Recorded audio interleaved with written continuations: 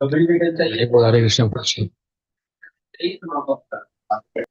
ओम हरे अज्ञानतिमिरन्धस्य कृष्ण प्रभु जी, दंडवत ज्ञानाञ्जनशलाकया प्रणाम। चक्षुरुन्मिलितं येन तस्मै श्रीगुरवे नमः। नमो हरे विष्णुपादाय कृष्ण। कृष्णप्रेष्ठाय भूतले श्रीमते भक्तिवेदान्त स्वामिनीति नामिने। नमस्ते सरस्वती देवी गौरवाणी प्रचारिणे निर्विशेष शून्यवादी पाश्चात्य देशतारिणे। वाञ्छाकल्पतरुभ्यश्च कृपा सिन्धुभ्यो च पतितानां पावनेभ्यो वैष्णवेभ्यो नमो नमः।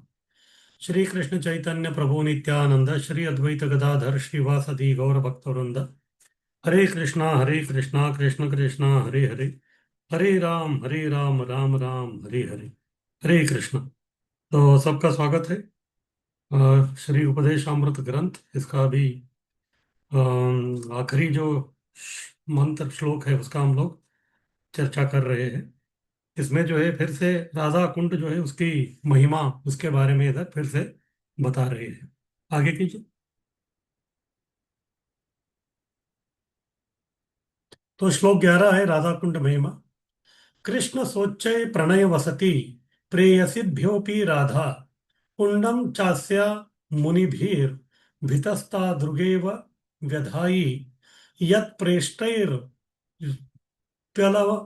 मसुलभम किं पुनर्भक्तिभाजां तत्प्रेमदं सकृदपि सरह स्नातु राविष्करोति। तो राधा कुंड की महिमा क्या है और राधा कुंड में स्नान का महत्व क्या है उसके बारे में बता रहे हैं। और ये जो है आपका आखिरी जो असाइनमेंट है, राधा कुंड में स्नान करना नहीं करना प्रभुपाद जी का क्या है, तो उसके बारे में भी हम लोग चर्चा करेंगे। अगर आप इसका जो है नोट्स बनाएंगे तो फिर आपका आखिरी असाइनमेंट का जो है वो उत्तर तैयार हो जाएगा। आगे कीजिए। तो कृष्ण की प्रेम की वस्तु कौन सी है? एक है राधा। अनेक आमोद की वस्तुओं अनेक आमोद की वस्तुओं तथा ब्रजभूमि की समस्त प्रेयसी बालाओं में श्रीमती राधा रानी कृष्ण प्रेम की सर्वाधिक अमूल्य निधि है। आमोद, आमोद यानी कि मोद यानी कि संतोष। तो कृष्ण को संतोष देने वाले ब्रजभूमि जो है में जो है बहुत सारे वस्तुएं हैं या बहुत सारे जो है प्रेयसी बाला हैं। लेकिन उसमें सबसे ज्यादा जो है कृष्ण को प्रेम जो देती है वो है श्रीमती राधा रानी, सर्वाधिक अमूल्य निधि है। उनसे बढ़कर जो है और कुछ नहीं है। तो एक बार जो है कृष्ण जो है राधा रानी का इंतजार कर रहे थे। फिर राधा रानी बोली थी कि मैं अब मिलूंगी करके, लेकिन वो आई नहीं। फिर बाद में जो है कृष्ण अकेले थे। कई समय बीत गया। कुछ समय के बाद जो है सखी आई उधर, ललिता सखी आई। फिर बाद में कृष्ण ने ललिता सखी को पूछा कि राधा रानी कहाँ है। बाद में ललिता सखी जो है थोड़ा अलग नजर से जो है कृष्ण को देख रही थी। कृष्ण को लगा क्या हो गया, मुझसे अपराध इस प्रकार ये लोग कर रहे हैं। फिर बाद में कृष्ण ने पूछा कि क्या हो गया, कहाँ है राधा रानी। फिर बाद में ललिता सखी बोलने लगी, आपको क्या लगता है राधा रानी ऐसे ही दर्शन देगी क्या? तो कृष्ण को समझ में नहीं आया, ऐसा क्यों बोल रही है। फिर बाद में कृष्ण ने पूछा कि क्या हो गया। बाद में ललिता सखी कृष्ण को बोले, देखिए अगर कोई आपका भक्त है, कृष्ण को बोल रही है, क्या आप उसको ऐसे ही दर्शन देते हैं क्या? फिर बाद में कृष्ण बोला कि नहीं। तो फिर कभी देंगे? हाँ, जब वो जो है मेरा नाम जप करता रहेगा, नाम जप कर करके जब उसका शुद्धिकरण होगा तो तभी जो है मैं उसका उसको दर्शन देता हूँ। फिर बाद में ललिता बोले, वही तो मैं बोल रही हूँ। आप जो है जब तक आपका नाम आपका भक्त नहीं लेता तब तक जो है आप उनको दर्शन नहीं देते। तो इसी प्रकार से जो है अभी राधा रानी का आपको दर्शन चाहिए तो फिर ऐसे ही दर्शन थोड़ा ही मिलेगा। तो कृष्ण को समझ में नहीं आया। तो कृष्ण पूछे कि तो मुझे क्या करना है? बस जिस प्रकार आपका भक्त आपके दर्शन के लिए आपका नाम रटते हैं, अगर आपको जो है राधा रानी का दर्शन करना है तो फिर आपको भी जो है राधा रानी का नाम रटना पड़ेगा। फिर कृष्ण बोला कि ठीक है। फिर आंखें बंद करके उन्होंने राधा रानी का स्मरण करते हुए जो है राधा रानी का जो है जप में लग गए। और तभी जो है एक्चुअली राधा रानी पीछे ही छुपी थी, कुछ समय के बाद वो आ गई। तो इस प्रकार से जो है कृष्ण को आमोद यानी कि जो आनंद देने वाला जो वस्तु है वो राधा रानी है। इसके बिना जो है और कुछ कृष्ण को चाहिए नहीं। तो इसी प्रकार जिस प्रकार राधा रानी जो है सर्वाधिक अमूल्य निधि है कृष्ण प्रेम की, वैसे ही राधा कुंड सभी प्रकार से उनका दिव्य कुंड जो है कृष्ण को उतना ही प्रिय है। क्योंकि वो किसका कुंड है? वो राधा रानी का कुंड है। तो इस प्रकार से जो है राधा रानी और राधा कुंड दोनों जो है कृष्ण को अतिशय जो है बहुत ही प्रिय वस्तु है। इसको छोड़ के ब्रह्मांड में या इस सृष्टि में जो है कृष्ण को और किसी से जो है उतना प्रेम और लगाव नहीं है। आगे कीजिए। लेकिन दुर्लभम, जैसे इधर हमने देखा कि कृष्ण के लिए राधा रानी दुर्लभ है, तो फिर हम जैसे लोगों का क्या। तो राधा कुंड जो है महान भक्तों के लिए अति दुर्लभ है, तो फिर सामान्य भक्त को इसे पाना कठिन है। हाँ, तो बड़े बड़े जो लोग हैं उनको ही जो है, जैसे कल हम लोग चर्चा कर रहे थे कि चार जो वैष्णव संप्रदाय है उनमें भी जो है बड़े बड़े आचार्य होके गए, मध्वाचार्य, रामानुजाचार्य हो, उनको भी जो है राधा कुंड जो है बहुत ही दुर्लभ है। तो फिर हम जैसे जो है सामान्य जो भक्त है इसको पाना जो है कठिन है, दुर्लभ है। लेकिन फिर भी जो है इसका एक प्रयोजन है। क्या प्रयोजन है? यदि कोई उस पवित्र जल में केवल एक बार स्नान करे तो फिर उसे शुद्ध कृष्ण प्रेम मिलेगा। तो रूप गोस्वामी जो है वचन दे रहे हैं। दुर्लभ तो है, अगर कुछ जो है आपका भाग्य है, आपकी सुकृति है, फिर आपका किस्मत है, तो उसके हिसाब से जो है अगर आपको जो है राधा कुंड जाने का जो है एक अवसर प्राप्त हुआ, फिर उस पवित्र जल में जो है अगर आप केवल एक बार भी जो अगर स्नान करेंगे तो फिर आपको जो है क्या मिलेगा? शुद्ध कृष्ण प्रेम मिलेगा।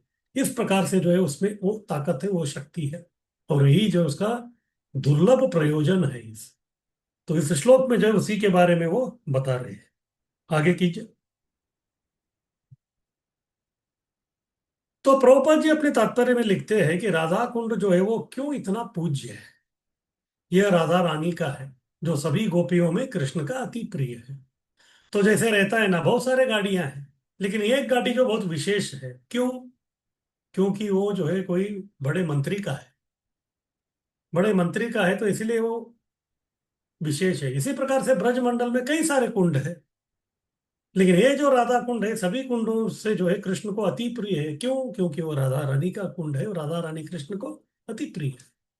इसी तरह उनका कुंड उनके जितने ही कृष्ण को अति प्रिय है। इस प्रकार से जो है कृष्ण, इस प्रकार राधा रानी से वो प्रेम करते हैं, उसी प्रकार राधा कुंड से भी वो उतना ही प्रेम करते हैं। इसीलिए जो है जो कृष्ण हमको पूज्य है तो फिर उनको प्रिय वस्तु जो राधा कुंड है तो वो भी हमारे लिए उतना ही पूजनीय है। आगे कीजिए।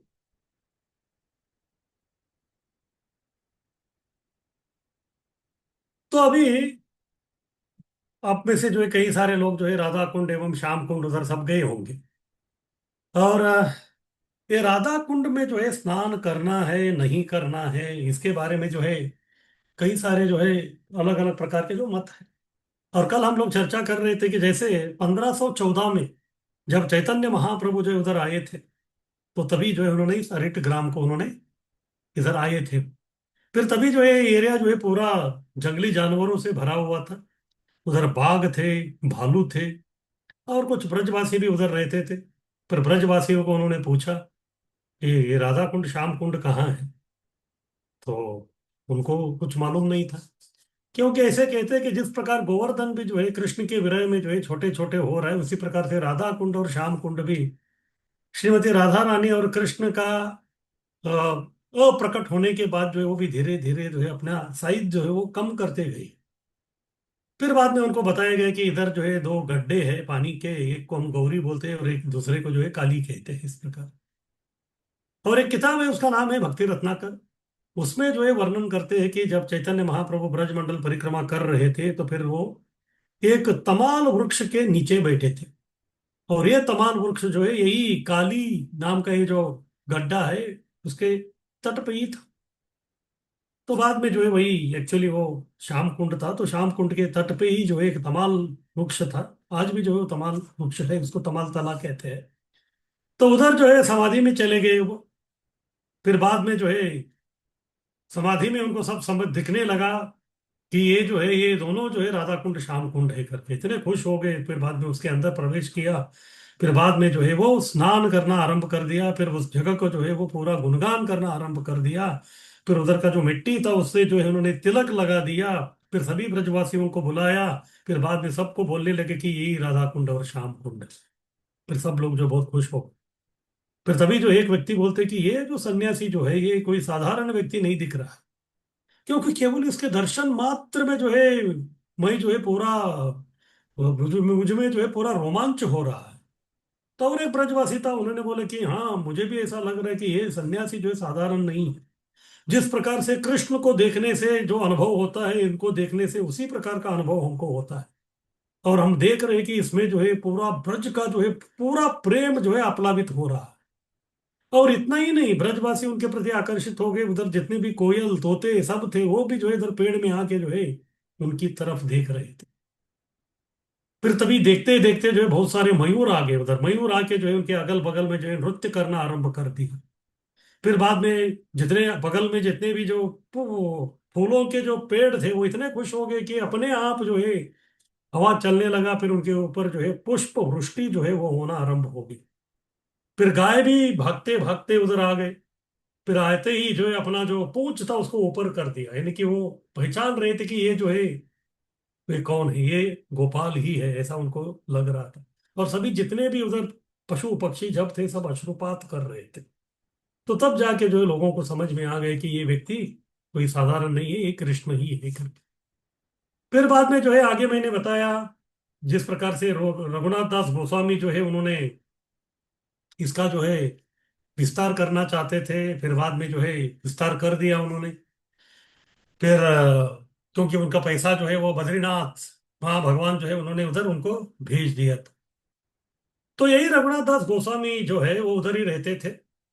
और उन्होंने जो है राधा कुंड के ऊपर जो है एक कविता लिखा, उसका नाम है राधा कुंडाष्टकम। इसी राधा कुंडाष्टकम के बारे में चैतन्य चरितामृत ग्रंथ के मध्य 8वां अध्याय का 10वें श्लोक में जो है कृष्णदास कविराज गोस्वामी वर्णन करते हैं। ये क्या है राधा कुंड? सही कुंडे यही एक बार करे स्नान, ताम्र राधा सम प्रेम कृष्ण करे दान। तो इसकी महिमा बता रहे, यही कुंड है। सही कुंड है बोले तो ये जो कुंड है राधा कुंड, तो इसमें क्या करना है? यही एक बार करे स्नान। अगर कोई एक बार जो उसमें स्नान करता है तो फिर कृष्ण क्या करते हैं? कृष्ण करे दान, क्या दान करते हैं? राधा सम प्रेम। राधा रानी किस प्रकार से कृष्ण के प्रति प्रेम करती है, उसी प्रकार का जो है प्रेम कृष्ण जो है जो व्यक्ति उधर स्नान करता है उसको जो है वो प्रदान करते हैं। और आगे जो है कहते हैं कि बृहद भागवतामृत में भी इसका जो है वर्णन किया गया है राधा कुंड की महिमा के बारे में। तो वो है दूसरा खंड 5वां अध्याय 233 233वां श्लोक में बोलते हैं, जो भी राधा कुंड का जो है दर्शन करेगा वह प्रेम का अनुभव करेगा। तो इस प्रकार से जो है राधा कुंड का जो है बहुत ही महत्व जो है वो है उधर। लेकिन प्रश्न उठता है कि कई लोग जो है उधर राधा कुंड में ही निवास करते हैं। शायद हो सकता है हजारों बार जो है वो लोगों ने जो है उधर स्नान भी किया होगा, लेकिन फिर भी जो है ये प्रेम का जो है कोई नामो निशान नहीं दिखता। तो ऐसे क्यों होता है? फिर से जैसे हमारा अनुभव है, हम साधक है, तो हमको कहा गया है कि हमको जो है हरिनाम लेना है। हरिनाम लेकर क्या होगा? शुद्धिकरण होगा हमारा। लेकिन हम भी जो है कई सालों से जो है हरिनाम ले रहे हैं, लेकिन कोई शुद्धिकरण तो दिख नहीं रहा है। तो ऐसा क्यों? क्योंकि हम अपराध भी कर रहे हैं। नाम जप के साथ साथ अपराध भी करने से जो है वो शुद्धिकरण नहीं होता। तो इसी प्रकार ये लोग भी स्नान तो कर रहे, स्नान करके आने के बाद फिर से जो है अपना जो है पुराना जो है आदतों से वो मजबूर हो जाते हैं। जैसे हम लोग श्लोक 1 में देखे थे कुंजर शौचवन। जिस प्रकार हाथी जो है सरोवर में स्नान करके आता है, फिर बाद में अपने ऊपर धूल छिड़का लेता है, तो फिर स्नान का कोई महत्व नहीं है। इसी प्रकार से जो है लोग इसमें स्नान कर लेते हैं, लेकिन अपराध शून्य नहीं बनते। अलग अलग प्रकार के जो अपराध करते रहते हैं। तो इसीलिए जो है जो कृष्ण प्रेम ये सरोवर दे सकता है वो कृष्ण प्रेम से या फिर राधा प्रेम से जो है वो पूरा वंचित हो जाते हैं। फिर आगे पद्म पुराण में भी राधा कुंड की महिमा के बारे में बताया है। तो उसमें कहते हैं, दिनम एकम निवासेन हरौ भक्तिर प्रजायते। दिनम एकम निवासे, बोले तो अगर कोई व्यक्ति एक दिन भी, केवल एक दिन भी जो है निवासेन यानी कि राधा कुंड में निवास करता है, तो फिर उसको क्या मिलता है? हरौ भक्तिर प्रजायते। उसको जो है हरि का जो भक्ति है वो प्राप्त हो जाता है। तो इस प्रकार से जो है ये राधा कुंड का जो निवास है वो मथुरा वास या वृंदावन वास उससे भी जो है बहुत ही अनोखा है। तो इस प्रकार से राधा कुंड का जो स्नान है बहुत ही अनोखा है। और ये जो है राधा कुंड का जो है ब्रज प्रेम है, उसको जो है व्यक्ति को प्राप्त करके दे सकता है। तब जो है व्यक्ति रागात्मिका भक्ति यानी कि राग भक्ति करके जो है, जो कोई भी जो ब्रज सखी है या मंजरी है तो उनका जो है वो अनुगमन करना आरंभ कर सकता है। लेकिन रघुनाथ दास गोस्वामी कहते हैं कि यह जो प्रेम है कृष्ण प्रियाओं को ही दुर्लभ है।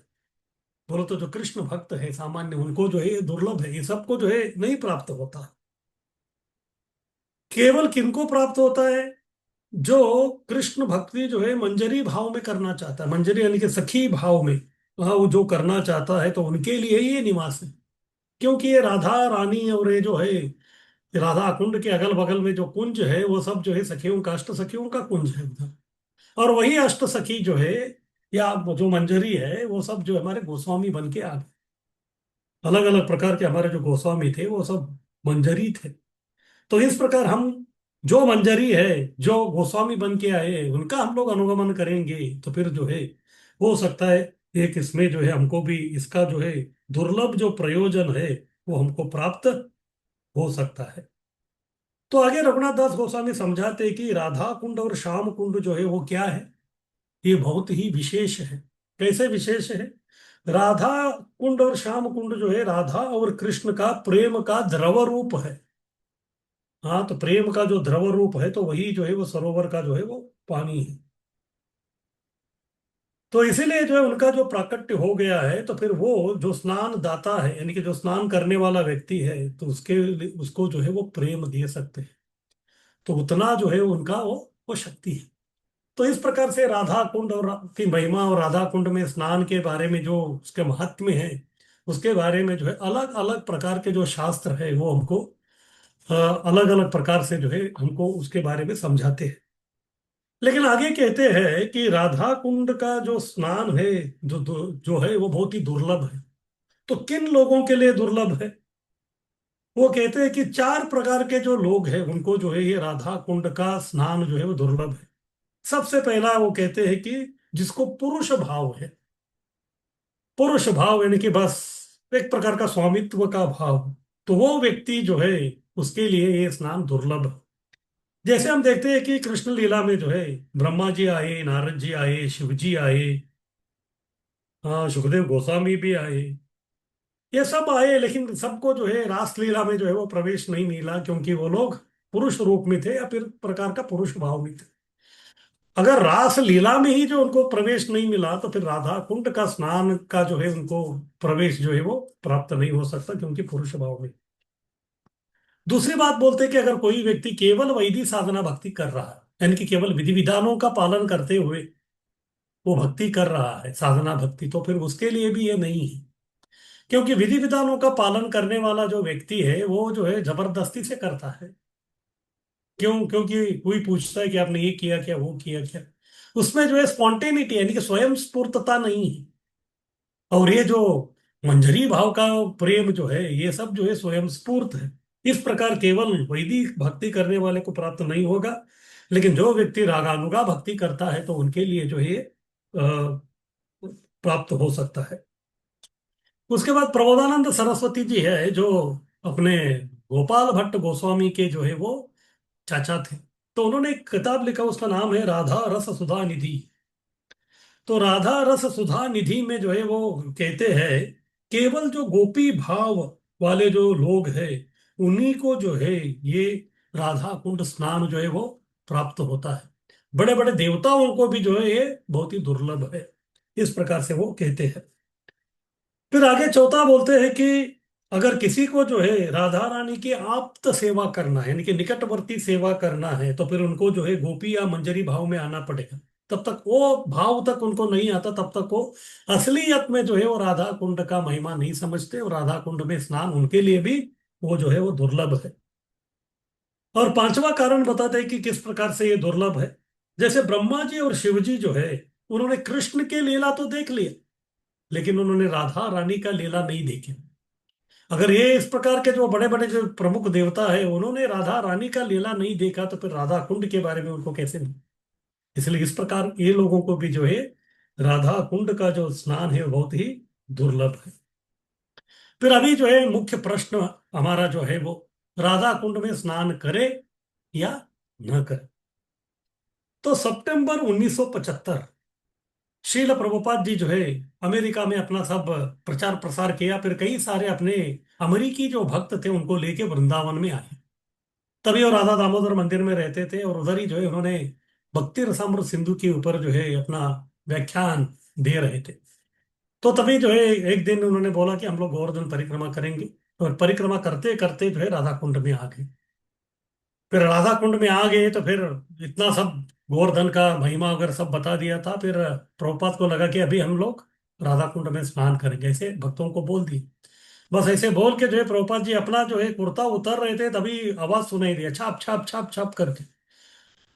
तो प्रभुपाद पीछे मुड़ के देखे तो सब जितने भी भक्त थे वो लोग जो है सब कपड़ा निकाल के जो है किस प्रकार से स्विमिंग पूल में कूदी मार के जो है पूरा अलग अलग प्रकार से जो खेल खेलते उस प्रकार से वो लोग कर रहे हैं। प्रभुपाद नाराज हो गए, लेकिन तभी कुछ बोला नहीं उन्होंने। फिर सब कुछ हो गया, उसके बाद वो वापस आ गए, रमन रहे थे वृंदावन। फिर सबको जो है अपने कमरे में बुलाया, फिर बाद में सबको बिठाया। बाद में बोले कि आज जो है हम लोग गोवर्धन गए थे, परिक्रमा किया, फिर बाद में राधा कुंड श्याम कुंड में गए, फिर उधर हमने क्या किया। सबने बोला कि स्नान किया। फिर प्रभुपाद जी ने पूछा कि ये राधा कुंड और श्याम कुंड जो है वो क्या है, वो जो जल है या कुंड जो है वो क्या है। तो कोई कुछ बोले नहीं। तभी उनको लगने लगा कि कुछ तो गड़बड़ हुआ है, इसीलिए जो है प्रभुपाद जी बहुत ही गंभीर हो गए। फिर बाद में प्रभुपाद जी समझने लगे जिस प्रकार से जो है जब हम भगवान का जो अल्टर रहता है तो उसके ऊपर अंदर प्रवेश करने से हम कितना गंभीरता से जाते हैं उधर। तो इसी प्रकार से राधा कुंड और श्याम कुंड जो है वो, राधा राधा कुंड राधा रानी का अल्टर है, तो फिर श्याम कुंड कृष्ण का अल्टर है। उसमें जो है कुछ भी अनाप शनाप ये करने का जो है बिल्कुल जो है ये हमारी शिष्टाचार नहीं है। फिर बाद में प्रभुपाद जी ने बोला कि आप लोग जो है इतने अयोग्य तरीके से उधर कर रहे थे, इसलिए मैं बोलता हूं कि आज के बाद कोई आप लोग जो है राधा कुंड में स्नान नहीं करने का। फिर सब लोग जो है बहुत ही नाराज हो गए। तो ठीक है। फिर बाद में प्रभुपाद जी ने बोला जब भी आप जाएंगे केवल जो आचमन कर लीजिए, दंडवत कर लीजिए, उसके अंदर जाके जो इस प्रकार स्विमिंग विमिंग करने का कोई आवश्यकता नहीं है। लेकिन प्रभुपाद जी के जो आदेश रहते थे वो कभी कभी जो है देश काल पात्र के अनुसार जो है वो रहते थे। अगर मान लीजिए कोई दो ब्रह्मचारी प्रभुपाद जी के पास आए, फिर वो बोल रहे कि हमको जो है आश्रम छोड़ना है। फिर एक ब्रह्मचारी को प्रभुपाद जी बोलते थे कि ठीक है तुमको छोड़ना है तो फिर अब छोड़ जाओ, फिर बाद में अच्छा गृहस्थ बनो। या फिर वो दूसरों को बोलते थे कि नहीं आप जो है बिल्कुल मत छोड़ना, आपको जो है रुकना है। इस प्रकार अलग अलग लोगों को कभी कभी जो है अलग अलग प्रकार के ऑर्डर आदेश या फिर जो है उपदेश वो देते थे। तो फिर अभी इस मामले में हम कैसे समझे, क्या प्रभुपाद जी ने 100% जो है राधा कुंड स्नान जो है उसको पूरा बैन कर दिया है क्या। तो इसलिए जो है हमको सोचना चाहिए कि अगर ठीक है, अगर प्रभुपाद जी की अगर इच्छा नहीं कि हम लोग जो है राधा कुंड में स्नान नहीं करना चाहिए, तो फिर अभी हम लोग जो है जो श्लोक पढ़ रहे हैं तो फिर ये श्लोक के बारे में उनको लिखना ही नहीं चाहिए था। क्योंकि ये जो श्लोक है ये राधा कुंड के स्नान के बारे में बता रहे हैं। और अगर आप ठीक तरीके से देखेंगे तो प्रभुपाद जी ने जो परपोर्ट लिखा है तो उसमें जो है कम से कम 7 बार वो कहते हैं कि स्नान करना चाहिए। हाँ, 7 बार जो है वो कहते हैं कि हमको इसमें जो है स्नान करना है। अगर ऐसा नहीं होता तो फिर इस प्रकार से जो है वो नहीं लिखते थे। तो अगर इसमें स्नान बंदी ही होता तो फिर सबसे पहले जो है चैतन्य महाप्रभु ही उसमें स्नान नहीं करते, फिर हमारे गोस्वामी नहीं करते, फिर रघुनाथ दास गोस्वामी जो है उधर ही रहते थे, हर दिन जो है तीनों संध्या में जो है वो राधा कुंड और श्याम कुंड में वो स्नान करते थे। इस प्रकार से वो लोग कर रहे हैं तो फिर इसको कैसे समझे। जैसे प्रभुपाद जी के जो उपदेश रहते थे वो जो है जैसे मैं बताया देश काल पात्र के अनुसार जो है अलग अलग वो चलता था। अगर प्रभुपाद जी ने किसी को खत लिखा है, खत में भी जो है वो किसी व्यक्ति को जो है अपना कुछ ऑर्डर या उपदेश वो देते थे, लेकिन वो बहुत ही वैयक्तिक रहता था, वो सबके लिए नहीं रहता था। लेकिन प्रभुपाद जी को सार्वजनिक रूप से सबको जो आदेश देना था या उपदेश देना था वो उन्होंने अपनी किताबों में लिखा है। और प्रभुपाद जी स्पष्ट रूप से बोलते थे कि किताबों में जो मैंने लिखा है वो आने वाले 10,000 साल तक जो है उसका ये सब आदेश चलेंगे। तो इसी प्रकार से मैं बोल रहा हूँ कि अभी ये जो श्लोक हम पढ़ रहे हैं इसमें जो है 7 बार जो है प्रभुपाद जी ने बताया कि इसमें हम स्नान कर सकते हैं करके, लेकिन वो भाव जो है, वो शिष्टाचार जो है वो बहुत ही महत्वपूर्ण है। जब ये उपदेशामृत यानी कि नेक्टर ऑफ इंस्ट्रक्शन किताब का जो है बीबीटी सबसे पहली बार अंग्रेजी भाषा में जो इसको उन्होंने बना, बोले तो टाइप करके सब कुछ रेडी हो गया था। फिर बाद में बीबीटी के जो संचालक थे रामेश्वर प्रभु, वो प्रभुपाल जी के पास आए, क्योंकि उनको ऐसा लग रहा था कि इसमें के जो विजय विषय वस्तु है ये बहुत ही ऊंचा है। राधा रानी, राधा कुंड, ये सब जो है भक्तों को ही समझ में नहीं आता, तो फिर बाहर के लोगों को कैसे समझ में आएगा। इसीलिए उनको लगा कि ये शायद ये जो किताब है हमको ज्यादा छापना नहीं है। वो तो एक बार जो है पूछने के लिए जो है प्रभुपाद जी के पास आए। प्रभुपाद जी को पूछा, फिर जो एक कच्चा जो कॉपी निकाला था उसका प्रभुपाद जी को दिया। प्रभुपाद जी है आपका नेक्टर ऑफ इंस्ट्रक्शन रेडी है, तो फिर अभी आप बताइए कि इसका कितना प्रिंट निकालना है। तो उनको लग रहा था कि शायद प्रभुपाद जी बोलेंगे कि 100 बना लीजिए, 100 डिवोटी है तो आप लोगों के लिए ये है करके। बाद में प्रभुपाद जी जो है सर उठाया, गंभीरता से उनको देखा, 1 लाख जो है इसका प्रति बनाना है। एकदम वो आश्चर्यचकित हो गए, ऐसे कैसे। फिर उन्होंने अपनी जो शंका थी वो प्रभुपाद जी को बोला, प्रभुपाद इसमें जो है राधा कुंड ये वो सब कुछ है, ये लोगों को कैसे हजम हो जाएगा, ये लोग जो है पूरे जो है कर्मी लोग हैं। बाद में प्रभुपाद जी ने यही तो उनको समझाना है, तब तक इसके बारे में वो नहीं समझेंगे तब तक ये जो है अनर्थ छोड़ेंगे नहीं वो लोग।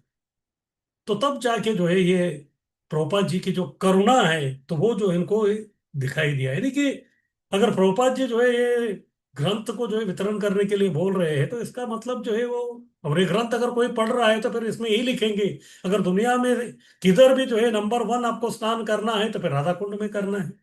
तो ये भी खबर जो है सबको हो जाएगा, यानी कि एक दृष्टि से देखा जाए जो प्रभुपाद जी जो है वो स्नान बंदी के बारे में जो है बिल्कुल इधर वो नहीं बोल रहे हैं। तो ठीक है, इसका मतलब अभी हो गया कि प्रभुपाद चाहते हैं कि हम लोग स्नान करें, लेकिन किस भाव से हमको करना है ये बहुत महत्वपूर्ण है। क्योंकि अगर आप भगवान का अर्च विग्रह का सेवा करने के लिए जाते हैं तो उनके नजदीक जा रहे हैं, तो फिर आपका जो है भाव बहुत अच्छा होना चाहिए।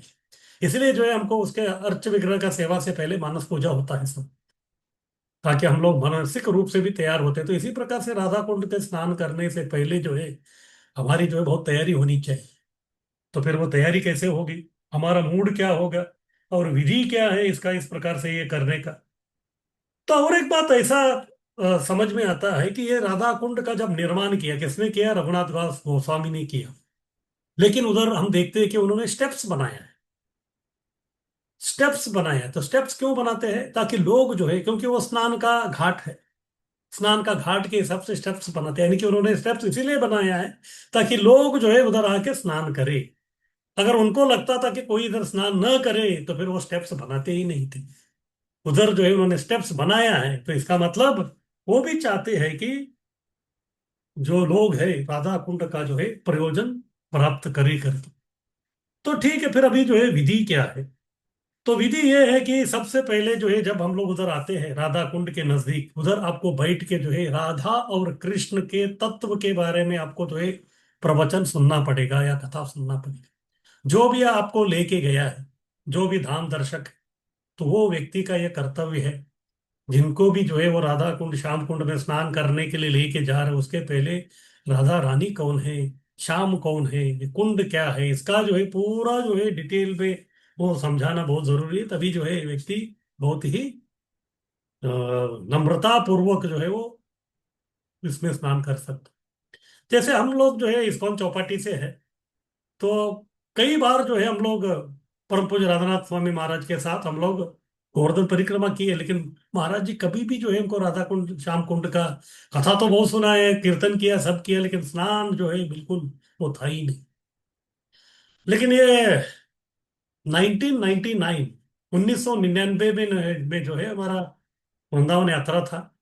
फिर हमारा वृंदावन यात्रा बहुत लंबा चलता था। सुबह जो है 6 बजे जो है हम लोग वृंदावन से कुसुम सरोवर के पास आते थे, बस उधर हमको छोड़ता था, उधर से गोवर्धन परिक्रमा चालू होता था। तो सुबह जो 6 बजे चालू हो गया तो फिर रात को 9-10 बजे के करीब हम लोग जो है राधा कुंड पहुंचते थे। हर जगह जाओ, कीर्तन करो कथा सुनो, कीर्तन करो कथा सुनो, ऐसा करते करते करते करते हाँ, सुबह 6 से रात को 10 बजे बोले तो 12 13 14 15 16 घंटा 16 घंटा श्रवण कीर्तन सब होता था, लेकिन फिर भी जो है महाराज कभी हमको जो है राधा कुंड श्याम कुंड का ये जो है बिल्कुल परमिशन दिया ही नहीं था। लेकिन उस साल जो है प्रभुपाद जी के और भी अन्य शिष्य हमारे साथ थे। जय पताका स्वामी थे, गिरिराज महाराज। फिर राधा कुंड में आए 10 बजे के करीब, फिर उधर ही तट पे जो है बैठ गए। तभी ज्यादा लोग नहीं थे, मेरे हिसाब से 300 या 400 भक्त होंगे तभी। कथा वगैरह सब हो गया, फिर उसके बाद सब उठ गए। फिर हमको तो मालूम था अभी कि इधर आचमन करके निकलना है करके, सब आचमन करके निकल रहे थे। तो तभी जो है गिरिराज महाराज जी जो है वो इनको पूछे, महाराज जी को, राधा महाराज को, अरे हम लोग स्नान नहीं कर रहे हैं क्या कर। फिर महाराज को क्या बोलने का समझ में नहीं आया। फिर बाद में गिरिराज महाराज ने यही बोल दिया कि प्रभुपाद ने जो है कहा है कि इसमें जो है हम लोग जो है स्नान कर सकते हैं, लेकिन अच्छे भाव में। अभी जो है इतना जो है सुबह से हम लोग गोवर्धन परिक्रमा सब कुछ किए हैं। तो उन्होंने बताया कि I think we are qualified to do. फिर बाद में महाराज उनको कुछ नहीं बोल सकते थे, क्योंकि वो प्रभुपाद जी के निकटवर्ती जो है उनके वो शिष्य थे। तो उनको लगा कि चलो आज जो है प्रभुपाद जी जो है इनके मुंह से बुखार बिंद से बोल रहे थे। फिर बाद में महाराज ने अनाउंस किया।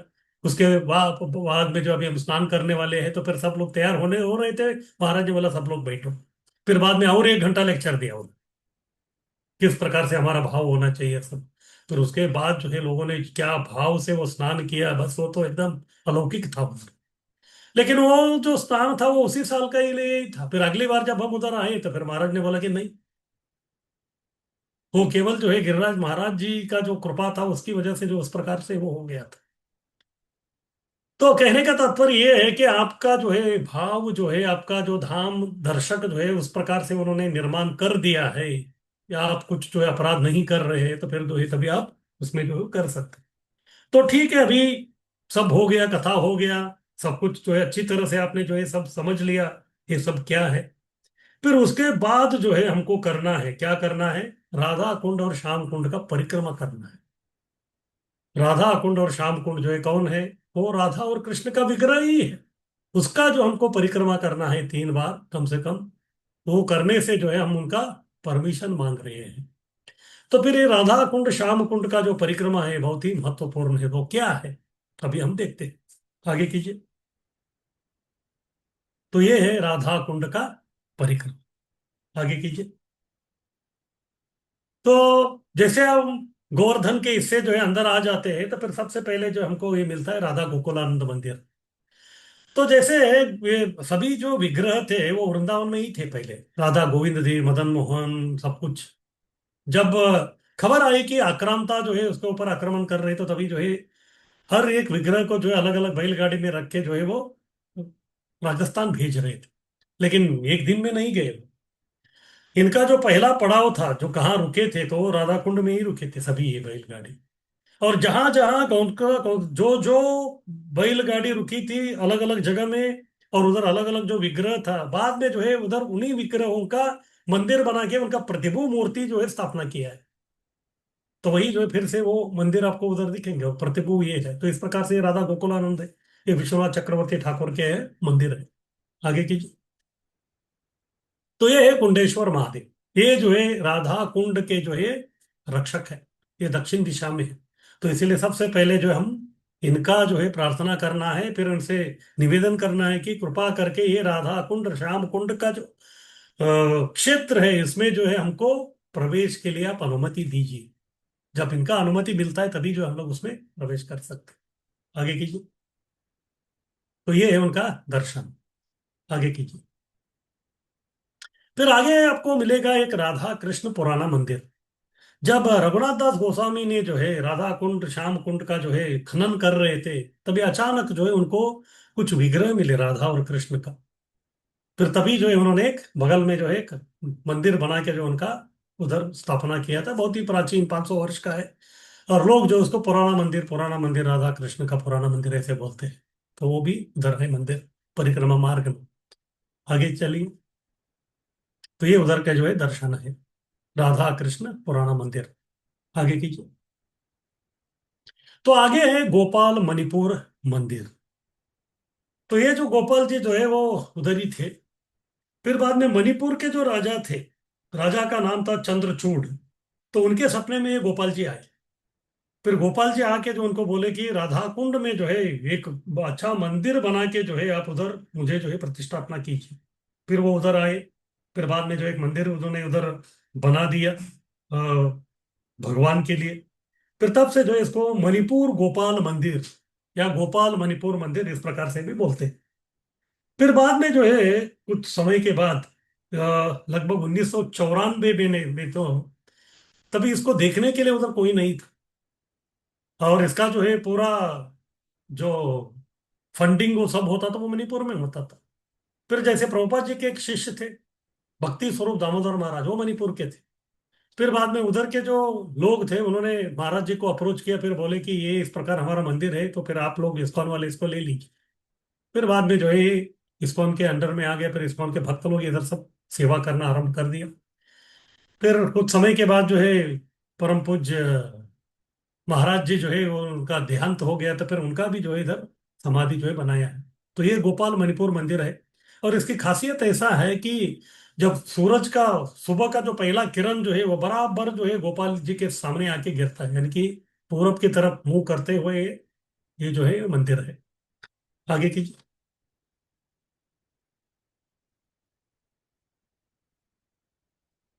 ये उधर का दर्शन है। आगे कीजिए। ये भक्ति स्वरूप दामोदर महाराज जी, उनका जो है समाधि है उधर। आगे कीजिए। फिर आगे जो है राधाकांत मंदिर है। ये राधाकांत जो है ये वक्रेश्वर पंडित के थे। जैसे हम चैतन्य लीला में देखते हैं वक्रेश्वर पंडित जो बहुत बड़े डांसर थे, रथ यात्रा में जो है 7 ग्रुप होता तो एक ग्रुप ये करते थे, तो फिर इनके ही विग्रह है राधाकांत। लेकिन अभी ये ओरिजिनल विग्रह यहाँ नहीं है।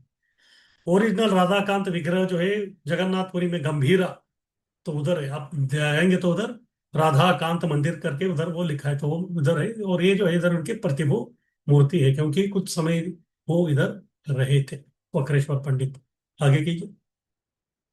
आगे है राधा कुंज बिहारी मंदिर। ये भक्ति सिद्धांत सरस्वती ठाकुर भी इधर रहते थे, फिर उनका ये गौड़ीय मठ है, तो उधर के ये विग्रह है। आगे कीजिए। ये एक है माल्याहारी कुंड। ये तो बहुत बड़ा लीला है। जैसे कृष्ण को जो है कुछ मोती चाहिए था, तो फिर राधा रानी जो है उन्होंने ना बोल दिया। फिर कृष्ण ने जो है यशोदा मैया से कुछ मोती लेके उसका खेती किया, तो उनको जो है बहुत बड़े बड़े मोती आ गए। तो जिस जगह में वो लीला हो गया तो फिर वो है माल्याहारी कुंड। तो रघुनाथ दास गोस्वामी का एक किताब है, उसका नाम है मुक्त चरित्र। उसमें जो पूरा ये डिटेल में है, लेकिन वो ये स्थान है माल्याहारी कुंड। आगे कीजिए।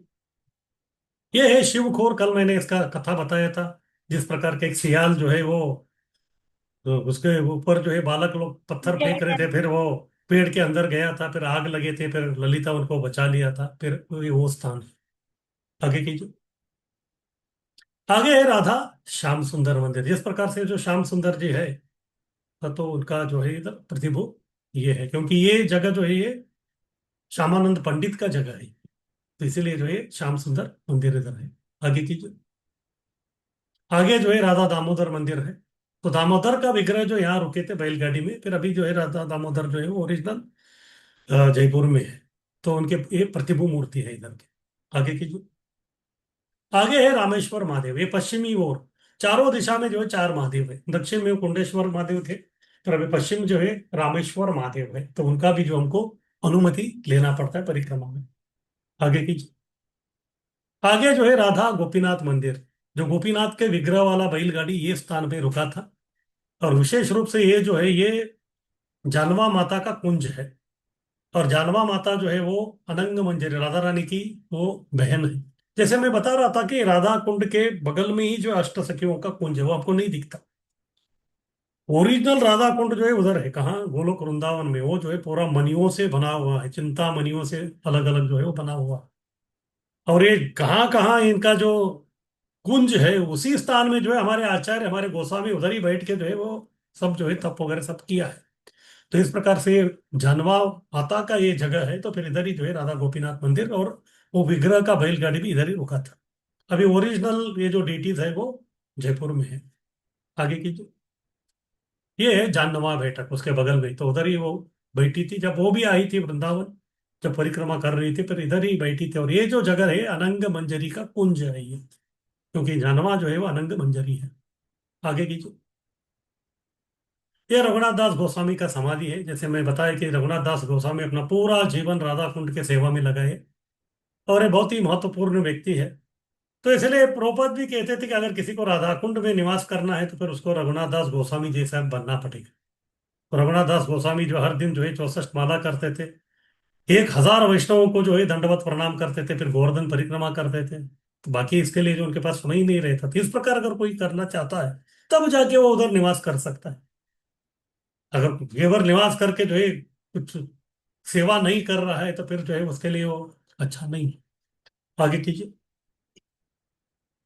तो ये जो है उनका समाधि का अंदर का दर्शन है। आगे कीजिए। तो ये है रघुनाथ दास गोस्वामी का। इधर आप देख सकते हैं कि उधर जो है उनके बगल में जो है शेर आ गया था। फिर बाद में उनको उसके बचाने के लिए जो इधर सामने आप देख सकते हैं कि कृष्ण जो है वो एक्चुअली वो फूल माला में छुप गया है, तो उधर कृष्ण खड़े हैं हाथ में छड़ी लेके, ताकि ये शेर जो है उनको तकलीफ न दे करके। फिर सनातन गोस्वामी आए उनको मिलने के लिए, तभी उन्होंने देखा कि ये क्या चल रहा है। फिर रघुनाथ दास गोस्वामी को बोल दिया कि आप जो है कुटिया बना लो करके। उन्होंने बोले कि क्यों? अरे तुमको क्या मालूम, हमारा काम है राधा और कृष्ण का सेवा करना, आप उनसे सेवा ले रहे, ये अच्छा नहीं, कुटिया बना। उन्होंने बोले कि हाँ हाँ बोले, लेकिन वो अपनी साधना में इतने व्यस्त थे कि उन्होंने कुछ किया ही नहीं। उसके बाद कुछ दिनों के बाद वो आए कौन, सनातन गोस्वामी मिलने के लिए, तभी देखा कि पूरा धूप में ये बैठे थे, और पीछे जो एक लड़की अपना जो पल्लू है रघुनाथ दास गोस्वामी के सर पे रखी थी ताकि धूप उनके ऊपर न गिरे। तो वो कौन थी? वो राधा रानी थी। जैसे सनातन गोस्वामी ने ये देखा तो फिर उनको रहा नहीं गया। उन्होंने बोला कि ठीक है, तुम तो कुटिया नहीं बनाने का, मैं ही बना देता हूं। क्योंकि तुमको बचाने के लिए जो है राधा कृष्ण आ रहे हैं तो फिर ये हमारे लिए अच्छा नहीं है करके। इस प्रकार से जो वैराग्य के प्रतीक है कौन, रघुनाथ दास गोस्वामी। आगे कीजिए। तो ये है शिव मंदिर उत्तर में, हाँ ये तीसरी दिशा में, तो उनका भी जो हम लोग दर्शन करके उनका अनुमति प्राप्त कर सकते हैं। आगे कीजिए। आगे जो है राधा रमन मंदिर है। तो ये जो जगह है ये गुण मंजरी का कुंज है, और गुण मंजरी कौन है? गोपाल भट्ट गोस्वामी। जब वो इधर आते थे तो फिर यही स्थान में वो बैठ के अपना भजन सब करते थे। तो इस प्रकार से जो उधर उनका जो इष्ट देव है वो है राधा रमन। तो फिर राधा रमन का जो है ये इधर निवास स्थान है। आगे कीजिए। आगे एक रास मंडल है जहाँ जो है कृष्ण सखियों के साथ जो है रास लीला करते थे। तो एक नारायण भट्ट गोस्वामी करके हुए, वो भी जो है रूप गोस्वामी और सनातन गोस्वामी के ही समकालीन थे। वो भी जो है ये ब्रज 84 कोस को जो है ढूंढ के निकालने में जो है वो सब व्यस्त थे। तो तभी कई सारे जो है रास मंडल को उन्होंने प्रकट किया है। तो इस प्रकार का एक रास मंडल जो है राधा कुंड में भी है। इधर जो है सखियां और राधा कृष्ण जो इधर रास लीला करते थे। आगे कीजिए। ये है राधा गोविंद मंदिर। तो राधा गोविंद का जो बैलगाड़ी था वो विग्रह का वो इधर रुका था। फिर बाद में जो अभी वो जयपुर में जो है राधा गोविंद ओरिजिनल है, तो फिर इनका ये प्रतिमा मूर्ति है। आगे कीजिए। उसके बाद जिह्वा मंदिर। जब मैं कल बता रहा था कि जब ये राधा कुंड और श्याम कुंड जो है उसको उन्होंने बड़ा बना दिया, लेकिन बाद में उन्होंने देखा कि उधर के कई सारे लोग जो है उधर आके कपड़ा वपड़ा धोते थे, बर्तन धोते थे, इस प्रकार से जो है वो गंदा हो जाता था राधा कुंड। लेकिन किसी को कुछ बोल नहीं सकते थे रघुनाथ दास गोस्वामी, क्योंकि और कोई पानी का स्रोत नहीं था। तो इसलिए उन्होंने सोचा कि लोगों का जो है इस्तेमाल के लिए जो है और कुछ जो है मुझे क्या करना पड़ेगा, मुझे जो है कुआं बनाना पड़ेगा। फिर कुआं जो है वो खोदना आरंभ कर दिया। फिर अचानक जो है एक पत्थर को जो है लग गया, फिर बाद में खून निकलने लगा। फिर सब लोग काम रोक दिया, और उसी दिन सपने में जो है कौन आए?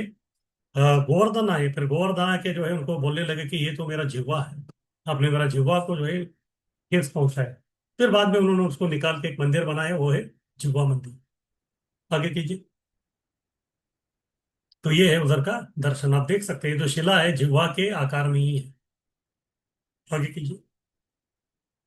आगे है तीन गोस्वामी मंदिर। तो ये तीन गोस्वामी मंदिर का विशेषता ये है कि ये तीनों गोस्वामी जो है इसको जीव गोस्वामी ने बनाया।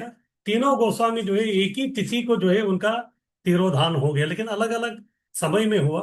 तो एक थे रघुनाथ भट्ट गोस्वामी, और एक थे रघुनाथ दास गोस्वामी, और एक थे कृष्णदास कविराज गोस्वामी। उनका जो है एक ही तिथि में जो उनका तिरोभाव हो गया, तो उनके स्मरण में जो है इस प्रकार से ये तीनों का स्मरण होने के लिए ये तीन गोस्वामी का जो है मंदिर का जो है स्थापना मतलब किया गया है।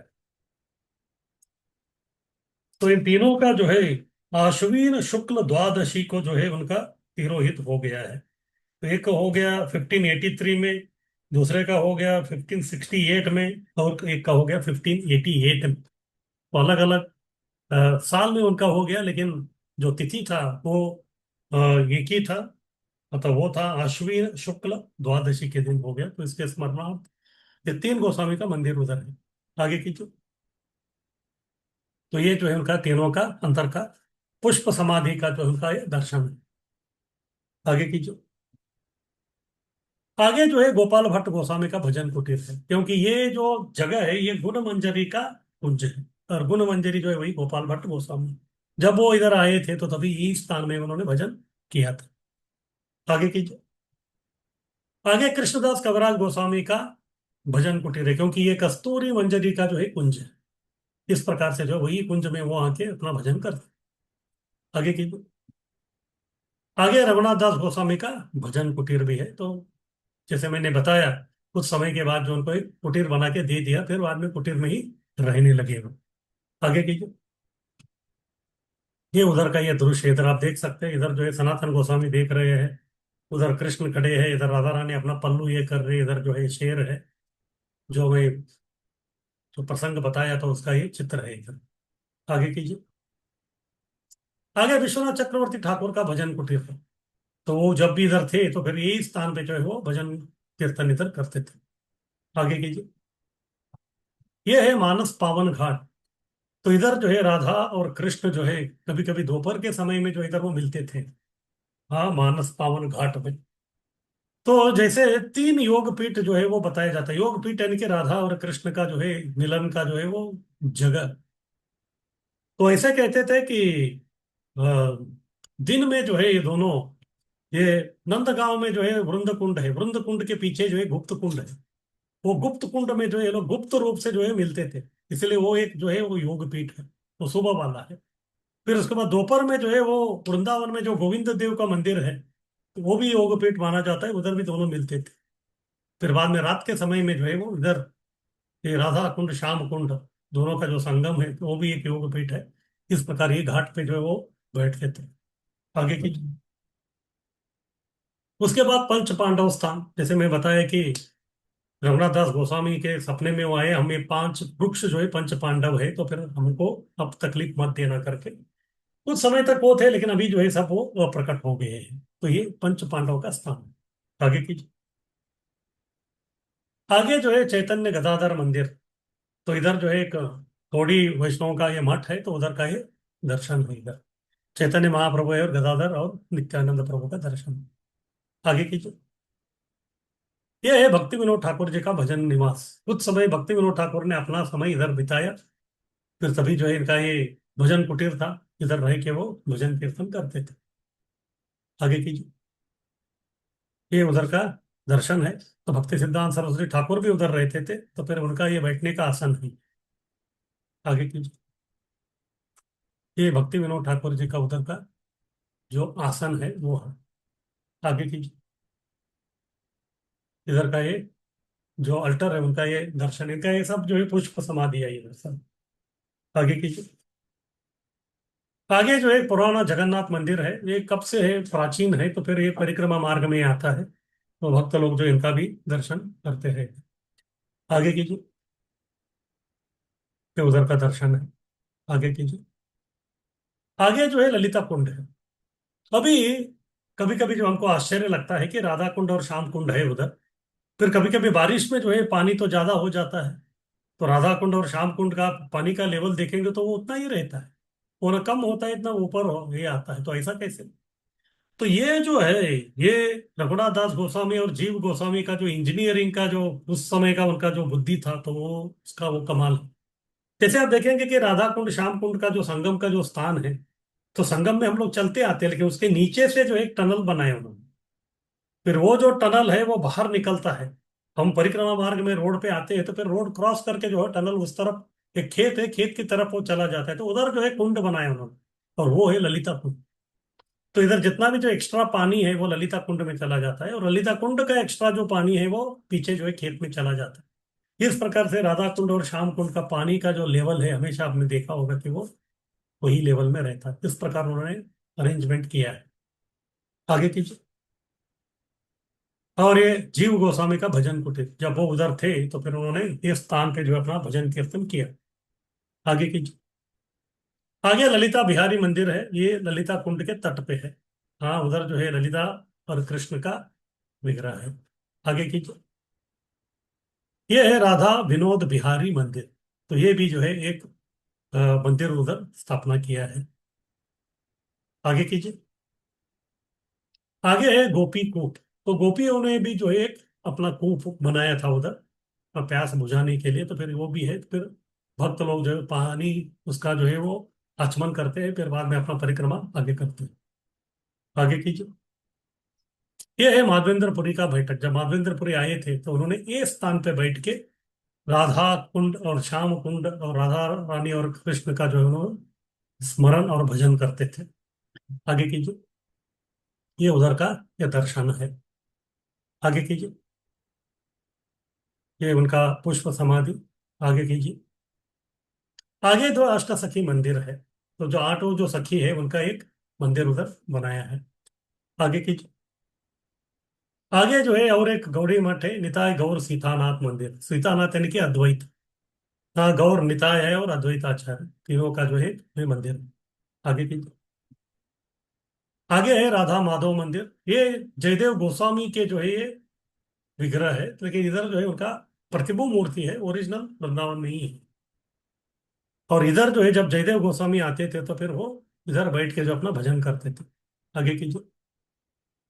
तो ये है तमाल तला घेरा।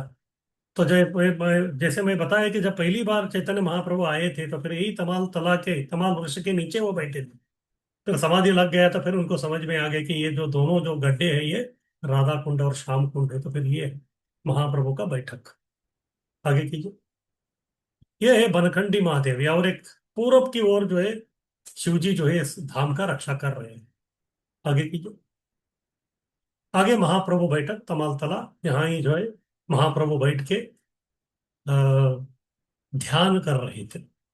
आगे कीजिए। ये उधर का दर्शन है। आगे कीजिए। ये है पाश घाट। पाश यानी कि राधा और कृष्ण उधर बैठ के इस घाट पे जो है वो चौरस खेलते थे, शतरंज, चेस। आगे कीजिए। आगे एक लक्ष्मी नारायण मंदिर है। ये तो बस ऐसे ही एक पुराना मंदिर है उधर। आगे कीजिए। आगे राधा मदन मोहन मंदिर है।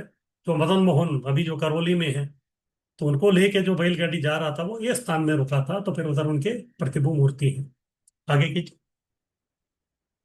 आगे जो है महाप्रभु का और एक जो है मंदिर इधर बनाया गया है, श्री श्री विश्वम्बर महाप्रभु मंदिर। आगे कीजिए। ये उधर का दर्शन है। आगे कीजिए। ये है संगम, राधा कुंड और श्याम कुंड दोनों का संगम है। आगे कीजिए। ये है नित्यानंद बैठक। जब नित्यानंद प्रभु इधर आए थे तो फिर इधर बैठे थे, बैठ के वो राधा कुंड श्याम कुंड के ऊपर ध्यान कर रहे थे। आगे कीजिए। आगे एक हनुमान मंदिर है प्राचीन। आगे कीजिए। तो ठीक है, इस प्रकार से जो है परिक्रमा जो है हम लोगों ने इसका कर लिया। तो इधर का जो है जितना भी जो है दर्शन जो है हम लोग सबको जो है वो ये करना है। अभी हो गया। अभी श्रवण कर लिया हमने, फिर बाद में परिक्रमा कर लिया। फिर उसके बाद जो हमको प्रार्थना करना है राधा कुंड श्याम कुंड का, तो क्या प्रार्थना करना है? तो नारायण भट्ट गोस्वामी ने अलग अलग जगह ढूंढ लिया उन्होंने 84 कोस में। फिर हर एक स्थान का जो है एक प्रार्थना उन्होंने लिखा है एक किताब में, उसका नाम है ब्रज विलास स्तव। तो उसमें राधा कुंड में क्या प्रार्थना करना है उसके बारे में वो लिखते हैं। दुष्टारिष्ट वधे स्वयं संभवत कृष्णांग्री पद्यादिदम स्मितं यनं मकरंदम विसृतिर इवा अरिष्टाख्याम इष्टम सरः सोपनै परिरंजितम प्रियतया श्रीराधया कारितै प्रेमना लिंगाद इव प्रिय सर इदम तन नित्य नित्यम भजे। तो इसका मतलब यह है कि अरिष्टासुर के वध के बाद कृष्ण अंगरी से मणि भूषित सोपान के अमृत कुंड जो है, या अरिष्ट कुंड, जो ये जो है प्रकट हो गया है। क्योंकि ये राधा रानी को ये बहुत ही प्रिय है, तो इसलिए राधा रानी इसका, इसीलिए कृष्ण जो इसके आलिंगन करती है और राधा रानी भी इसके आलिंगन करती है, और इसीलिए मैं इसका सदैव पूजा करता हूँ। तो ये जो है इस श्लोक का अर्थ है। तो इस प्रकार से जो हमको प्रार्थना करना है। फिर उसके बाद जो एक गौरी तंत्र है, उसमें जो है राधा रानी के मंत्र के बारे में बताया है कि ये 8 सिलेबल बोले तो अष्टाक्षर का ये मंत्र है, तो वो है श्री राम राधिकाय स्वाहा। फिर उसका जो हमको जप करना पड़ेगा। अगर वो नहीं हो रहा है तो फिर कम से कम हरे कृष्ण महामंत्र का जो हमको जो है वो जप करना है, क्योंकि उसमें भी हम राधा रानी यानी कि हरे उनका ही हम लोग स्मरण कर रहे हैं। फिर हमको जो है थोड़ा राधा कृष्ण का जो लीला है उसको हमको स्मरण करना है। फिर बाद में बहुत ही विनीत भाव में अपने आप को जो है उधर समर्पित करना है। फिर बाद में जो है हमको प्रार्थना करना है, ओ राधा कुंड और श्याम कुंड, कृपया मेरी हृदय को शुद्ध करके कृष्ण प्रेम को इधर में भर दीजिए। इससे जो है मैं सदैव राधा और कृष्ण का सेवा कर सकूं। इस प्रकार जब हम सब बोल देते, सब कर देते हैं, तो फिर अभी हम लोग स्नान के लिए तैयार हो गए हैं। तो फिर अभी स्नान तो करना है, लेकिन अभी स्नान कैसे करेंगे? तो 3 डुबकी जो है सामान्यतः पहले हम लोग आचमन वगैरह करते हैं, फिर उसके बाद 3 डुबकी जो है लगाना है। और ऐसा कहते हैं कि उधर जितने भी जो जलचरी उधर रहते हैं उनको जो कभी डिस्टर्ब नहीं करना है, क्योंकि वो भी जो है समाधि में है उधर, राधा कृष्ण का जो है वो ध्यान कर रहे हैं। तो अभी एक ही कुंड होता तो समस्या नहीं था, उसी में जाके जो है अब 3 डुबकी लगा के आ सकते थे, लेकिन अभी इधर 2 कुंड है। तो किस प्रकार से जो है हमको स्नान करना है? तो इसमें जो है अलग अलग लोगों का अलग अलग मत है। तो एक मत ऐसा है कि वो बोलते हैं कि पहले राधा कुंड में स्नान करना है, उसके बाद श्याम कुंड में आके स्नान करना है, उसके बाद फिर से राधा कुंड में स्नान करना है। तो कोई पूछ सकता है राधा कुंड में पहले ही स्नान किया था तो फिर से राधा कुंड में क्यों? क्योंकि राधा कुंड सर्वोच्च है। हमको दोनों में स्नान करना है, राधा कुंड में किया, श्याम कुंड में किया, लेकिन राधा कुंड में 2 बार इसलिए कर रहे हैं क्योंकि राधा कुंड उत्कृष्ट। इस प्रकार कुछ लोगों का अभिमत है। लेकिन कुछ लोग बोलते हैं कि अरे दोनों में करने का जरूरी नहीं, केवल राधा कुंड में करेंगे तो हो जाएगा। क्यों? क्योंकि संगम में देखेंगे तो दोनों पानी जो है मिक्स हो रहा है, तो उधर का पानी इधर भी आ रहा है, तो फिर श्याम कुंड में जाके जो है करने का जरूरी नहीं, केवल राधा कुंड ही सर्वोच्च है, उधर कर लीजिए, फिर दोनों का हो गया। ये कुछ लोगों का मत है। उसके बाद तीसरा मत और एक है।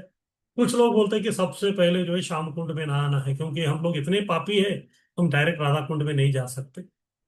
जिस प्रकार कृष्ण अपना पाप विमुक्त होने के लिए श्याम कुंड में स्नान किया, उसी प्रकार हम भी पहले श्याम कुंड में स्नान करके पाप विमुक्त हो जाएंगे, उसके बाद राधा कुंड में आकर स्नान करें। इस प्रकार जो अलग अलग जो है लोगों का ये अलग अलग मत है। तो उसके हिसाब से जो है आप जो भी उचित समझे उस प्रकार से आप कर सकते हो। तो इस प्रकार से जो है जो व्यक्ति पूरा अपराध शून्य होके इस प्रकार पूरा भाव से अगर वो उसमें स्नान कर रहा है, तो फिर उसको जो है राधा कृष्ण प्रेम जो है उसको मिल ही सकता है उसको। फिर बाद में आगे जो है हमारे आचार्य कहते हैं कि बहुत ही जो बड़े चढ़े जो महात्मा है, और जिसने जो है पिछले जन्म में जो है बहुत सारा राधा कृष्ण का जो सेवा किया है, तो वही व्यक्ति को जो है इधर जो है राधा कुंड में स्नान करने का जो है सुअवसर प्राप्त हो जाता है, और इधर सेवा करने का जो है उसको सुअवसर प्राप्त होता है। तो इतना सब हमने सुन लिया, तो फिर इसका निष्कर्ष क्या है? तो निष्कर्ष यही है कि हमारे आचार्य जो है सिफारिश करते हैं कि हम लोग इसमें स्नान करें। अगर ठीक है, अगर हम उधर जो है हम लोग जाके वो नहीं कर रहे हैं, तो फिर मन से आप कर लीजिए। या फिर वो बोलते हैं कि जब भी मौका मिले, यानी कि जब भी जो है भगवान की इच्छा होती है तभी हम उधर जाते हैं, तो फिर तभी जो है अवश्य इस प्रकार जो है भाव को हम लोग लेके उसमें जो है स्नान करने का जो है प्रयत्न हमेशा जो हमको करना बहुत जरूरी है। इस प्रकार से जो है जब हम करते हैं, तो फिर जैसे इधर रूप गोस्वामी हमको बता रहे कि जो भी व्यक्ति जो दुर्लभ राधा कुंड में जो है वो स्नान कर लेता है, तो फिर उसको जो है कृष्ण प्रेम या राधा जैसा जो है प्रेम जो उसको प्राप्त हो सकता है। तो इस प्रकार से जो है राधा कुंड की महिमा और उसके स्नान के बारे में। तो किसी का कुछ प्रश्न है? हरे कृष्ण प्रभु, दंडवत प्रणाम। हाँ बोलिए।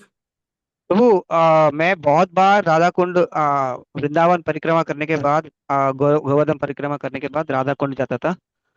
तो बहुत बार सोचता था कि इसमें एक बार डुबकी मारूं, एक बार तो स्नान करूं, लेकिन कभी नहीं हुआ। लेकिन अनफॉर्चुनेटली लास्ट टाइम मेरा दोस्त को ऐसा ही लगा कि अरे नहीं, जाते हम लोग बरसाना जाते, बरसाना जाके वहां से राधा कुंड जाते और गोवर्धन परिक्रमा करके राधा कुंड जाते करके।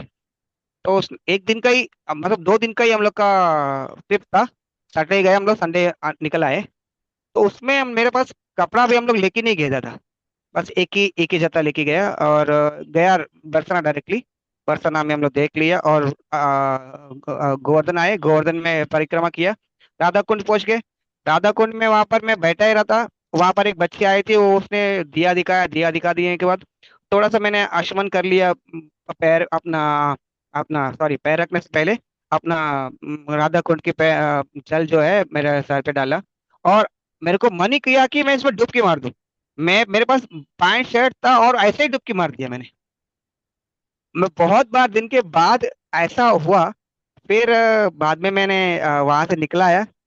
मैं सोचा था कि ऐसा क्यों किया मैंने। अभी आपने इतना सारा बता दिया तो थोड़ा सा मैं भी ऐसा मैंने मेरा हुआ है, तो मैं बता रहा था। Thank you. ठीक है। हरे कृष्ण, हरे। और किसी को कुछ कहना है? हरे कृष्णा प्रभु जी। हाँ, प्रभु जी, बोलिए। ये जो प्रश्न था ना, सच में मतलब बहुत दिमाग में इसके बारे में मतलब ये होता था कि क्या है कैसे है। और कहीं से भी जवाब मतलब नहीं आता था, जैसे बोलते ना, अर्ध्या तोंडाने पिवळे झालेले, जो हम्म। काहीही उत्तर देत होता. पण आता तुम्ही इतक्या छान पद्धतीने सांगितलं की ना, आता म्हणजे एकतर आता आम्ही, तुम्ही जसं सांगत होता तसं आम्ही वृंदावन मध्येच होतो. आणि तुम्ही शेवटचं वाक्य बोललं की भगवान की इच्छा से हम वृंदावन जाते, तो राधा रानी की कृपा से अगर स्नान करने को भी कभी मिल गया तो भी म्हणजे खूपच छान प्रभूजी. म्हणजे मनातल्या सगळ्या प्रश्नांची उत्तर अगदी क्लिअर झाले. नेक्स्ट टाइम केव्हाही वृंदावन जायचा योग आला तर नक्की म्हणजे तुम्ही सांगितलेल्या नियमांचं पालन करून नक्की तो योग आला तर चांगली गोष्ट आहे प्रभूजी. थँक्यू प्रभूजी. हरे कृष्ण, हरे कृष्ण। हरे कृष्ण प्रभु जी, दंडवत। हरि बाबा। हाँ प्रभु जी, पुष्प समाधि बोले तो एग्जैक्ट क्या होता है? पुष्प समाधि का मतलब ये होता है कि वो जो व्यक्ति जब निकल जाते हैं तो फिर उनका पहनाया जो पुष्प रहता है ना, वो पुष्प लेके आके, उनका वो शरीर उधर नहीं रहता, वो पुष्प का जो है वो समाधि बनाते हैं, गड्ढा खोद के जो है पुष्प उसमें डालते हैं। फिर बाद में उस प्रकार से, जैसे मायापुर में जो है प्रभुपाद जी का पुष्प समाधि है उधर। ओरिजिनल समाधि वृंदावन में है। तो प्रभुपाद जी जो माला पहने थे ना, फिर वो माला लेके आके उसको जो है जमीन में डाल दिया, फिर वो समाधि बनाए, उसको पुष्प समाधि बोलते हैं। हरे कृष्ण, ओके प्रभु जी। हरे। परंतु इसी के कंटिन्यूएशन में किसी का एक से ज्यादा भी थोड़ा दे रहता है, तो इसको कैसे ढूंढते हैं? क्या बोल रहे हैं आप? सुनाई नहीं दे रहा है, बोलिए। कोई आवाज आ रही थी? हरि बोल। तो हाँ, बोलिए। किसी का पुष्प समाधि जो है एक से भी ज्यादा रहता है, तो उसको कैसे समझे? किसी का क्या रहता है? पुष्प समाधि जो है वो एक से भी ज्यादा रहते हैं। हाँ, क्योंकि बहुत सारे माला है ना, तो एक इधर लगा दिया, एक उधर लगा दिया, जिधर भी लगाने लगा दीजिए आप। अगर वो नहीं भी हो रहा है तो फिर ऐसे ही जो है स्मरण के हिसाब से भी आप जो है समाधि बना सकते हो। जैसे गदाधर पंडित थे, उनका जो है दंत समाधि है, उनका दांत लेके आए थे, तो गोपीनाथ मंदिर के पास में जो वृंदावन में है। ऐसे अलग अलग उनके जो भी वस्तु है उसका जो हम लोग समाधि बना सकते हैं। अगर कुछ नहीं है तो फिर समाधि बना के उनको फोटो रखते हैं, तो फिर वो भी जो उनका समाधि होता है। थैंक यू, हरे कृष्ण। हरे कृष्ण। हरे कृष्णा प्रभु जी। ये हाँ, जो अभी स्नान का हमने बताया, उसका कुछ ऐसे टाइमिंग भी है? क्योंकि बहुत लोग रात को भी जाते हैं, कोई सुबह जाते हैं, मतलब ऐसा कुछ है? ऐसा कुछ नहीं है, ऐसा कुछ नहीं है। ये कुंड का ऐसा रहता है कि उसका जो है वो 24 घंटा अल्टर खुला रहता है उनका। ये मंदिर जैसा नहीं है। आप कर सकते हैं, लेकिन शास्त्र के अनुसार जो है जनरली रात को जो हम लोग स्नान नहीं करते। जैसे आपको मालूम है, तो नंद महाराज जो है रात को नहाया था, तो फिर वरुण देव के लोग जो है उनको पकड़ के लेके गए थे। उसका अपराध माना जाता है, तो रात को हम लोग नहीं करते। प्रभु जी, ये एक ही बार में ये सब नहीं होता ना, जितने आपने अभी दर्शन करवाए, कम से कम 50 के ऊपर सब स्थलिया है, तो शायद एक एक ही बार जाने से नहीं होता होगा ना, जैसे। ये 50 स्थान है, लेकिन एक एक कदम, दो दो कदम में एक एक है। एक दो कदम गए तो एक मिल जाता है, एक दो कदम हो गए तो मिल जाता है। क्योंकि राधा कुंड श्याम कुंड का एरिया बहुत बड़ा नहीं है, बहुत छोटा है। बोले तो 2 कदम रखेंगे तो आपको ये आता है। आप ये सब जो है पूरा घूम चुके हैं, लेकिन आपको मालूम नहीं है ये क्या है कर। आप केवल आगे आगे आगे आगे चले गए हैं बस। यस प्रभु जी, ऐसे ही हुआ है। कुछ ही स्थली हमने देखी हुई है। हम्म। शायद भगवान की इच्छा होगी कि वो हम आपके साथ धाम यात्रा करने का मौका मिल जाएगा, ऐसे लग रहा है प्रभु जी। अरे हरे कृष्ण प्रभू. हाँ बोलिए बाबा। आज तुम्ही एवढं सुंदर पद्धतीने सांगितलं प्रभूजी की बऱ्याच वेळेस आपण वृंदावनला गेलो, दर्शन सुद्धा घेतले, पण एक भीतीपोटी किंवा आपल्याला महाराजांनी परवानगी दिली नाही या पोटी आतापर्यंत स्नान नव्हतं केलं.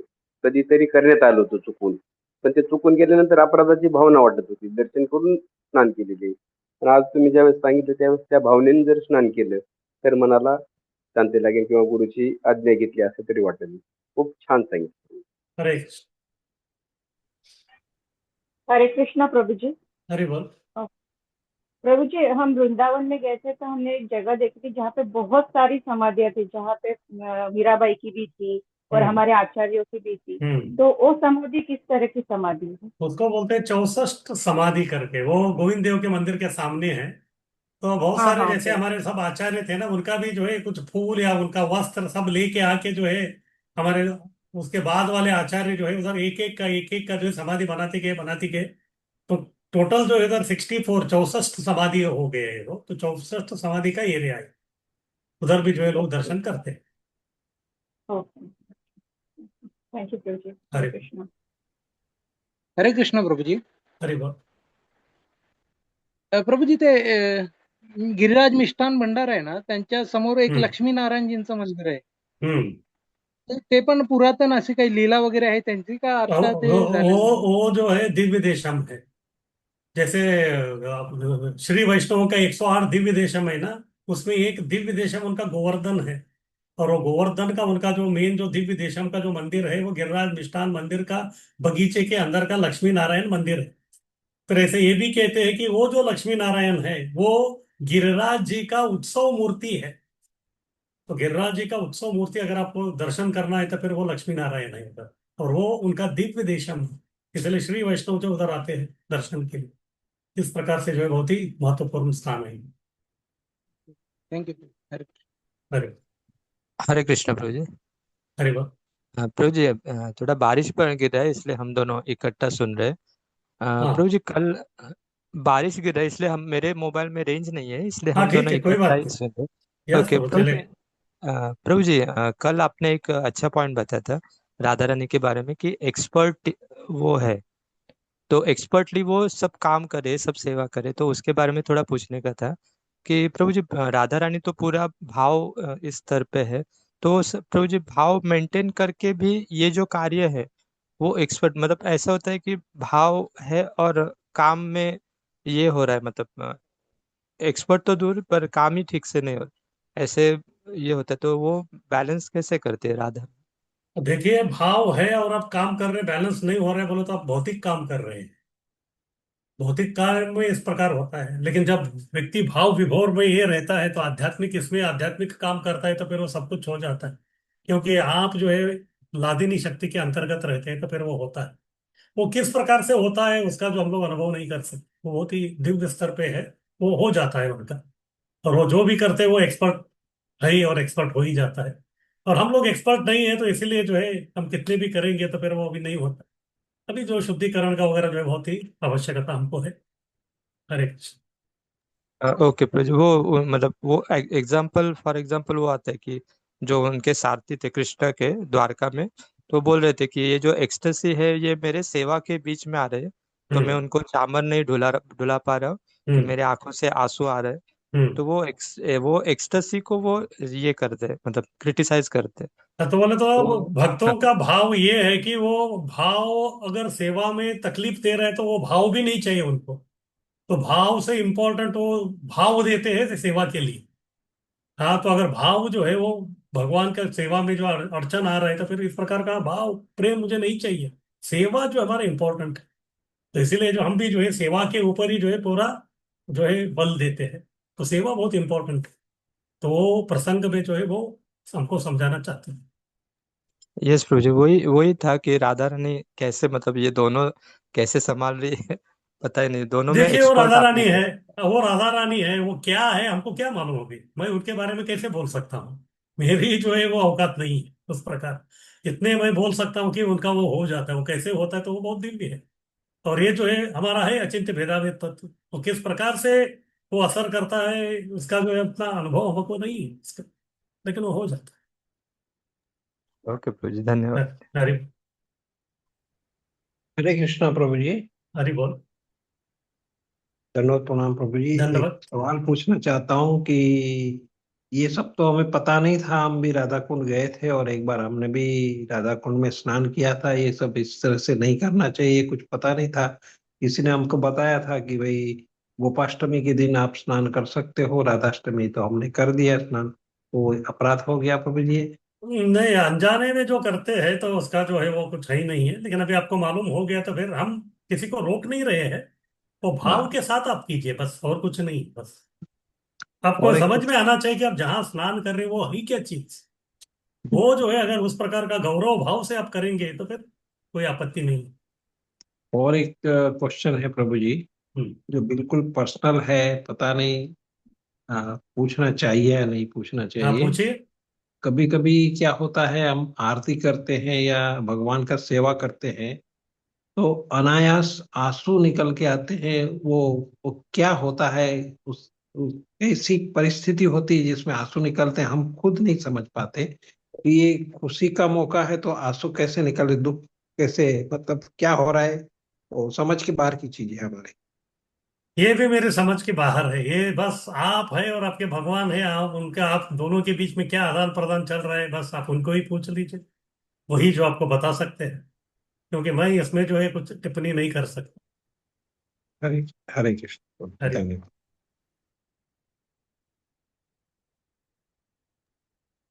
हरे कृष्णा प्रभू जी, दंडवत प्रणाम। हरि बोल। आज तुम्ही हे राधाकुंड, श्यामकुंड, तेथील स्नान याचं इतकं सुंदर म्हणजे सांगितलंय ना, की प्रत्यक्ष आम्ही तिथे होतोच आणि इथून पुढे पण तिकडे गेल्यावर दर्शन करताना किंवा स्नान करायचं असेल तर काय करायला लागेल, तर हे सगळं आम्हाला म्हणजे खूप छानरित्या समजून सांगितलं, त्याबद्दल खूप खूप धन्यवाद. हरे कृष्ण। हरि बोल।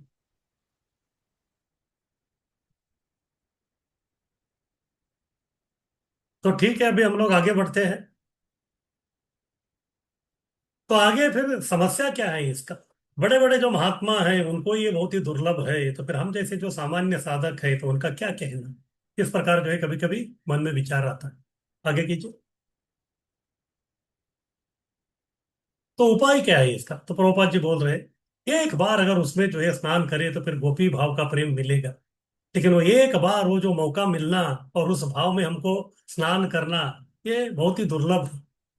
ठीक है हम स्नान कर रहे हैं, लेकिन वो भाव में करना जो है वो कभी आएगा वो मालूम नहीं। जैसे जब तो हम लोग कर रहे हैं, इसलिए प्रभुपाद जी बोलते हैं कि भगवत धाम जाने के लिए जो बस एक हरि नाम काफी है, लेकिन वो एक हरि नाम जो इतना हाई वैल्यू का होना चाहिए, लेकिन वो कभी मिलेगा वो हमको मालूम नहीं, इसलिए नेट प्रैक्टिस करते रहना।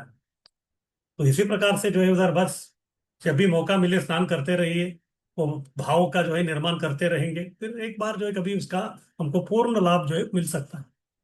तो रूप गोस्वामी कहते हैं कि अगर उधर का निवासी नहीं है, बोले तो हम उधर नहीं रह रहे हैं, तो अभी जितनी बार हो सके उतनी हम लोग बार जो उधर स्नान कर सकते हैं। तो भक्ति संपन्नता में यह बहुत ही महत्वपूर्ण है, क्योंकि हमको मालूम है कि यह स्थान क्या है और इसका महत्व क्या है। आगे कीजिए। तो भक्ति विनोद ठाकुर जी का कथन है, गोपी भाव भक्ति के इच्छुक को यह सर्वश्रेष्ठ स्थान है। अगर किसी को जो है माधुर्य रस में जो है राधा कृष्ण का सेवा करना, यानी कि मंजरी भाव या गोपी भाव में उसको प्राप्त करना है, तो फिर उन लोगों को, उन भक्तों को, उन साधकों को जो है राधा कुंड में जो है जाके उस भाव में जो है स्नान करना जो है उनके लिए बहुत ही श्रेष्ठ स्थान है।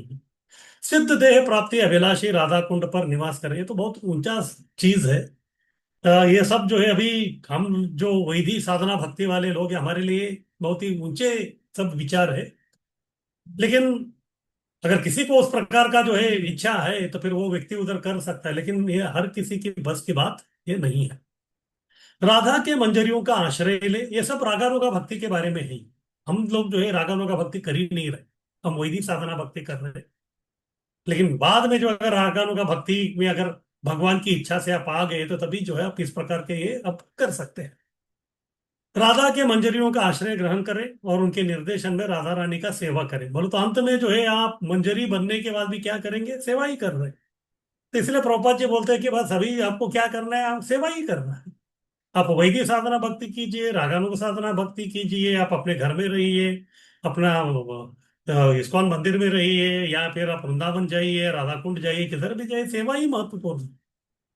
अंत में जो हमको सेवा ही करना है, क्योंकि वही हमारा स्वरूप है, जीवेर स्वरूप है कृष्णेर नित्य दास, तो वही हमको करना है किसी भी स्थिति में। चैतन्य महाप्रभु के संरक्षण में भक्ति करने वालों के लिए यह सर्वश्रेष्ठ विधि है, यानी कि गौड़ीय वैष्णव।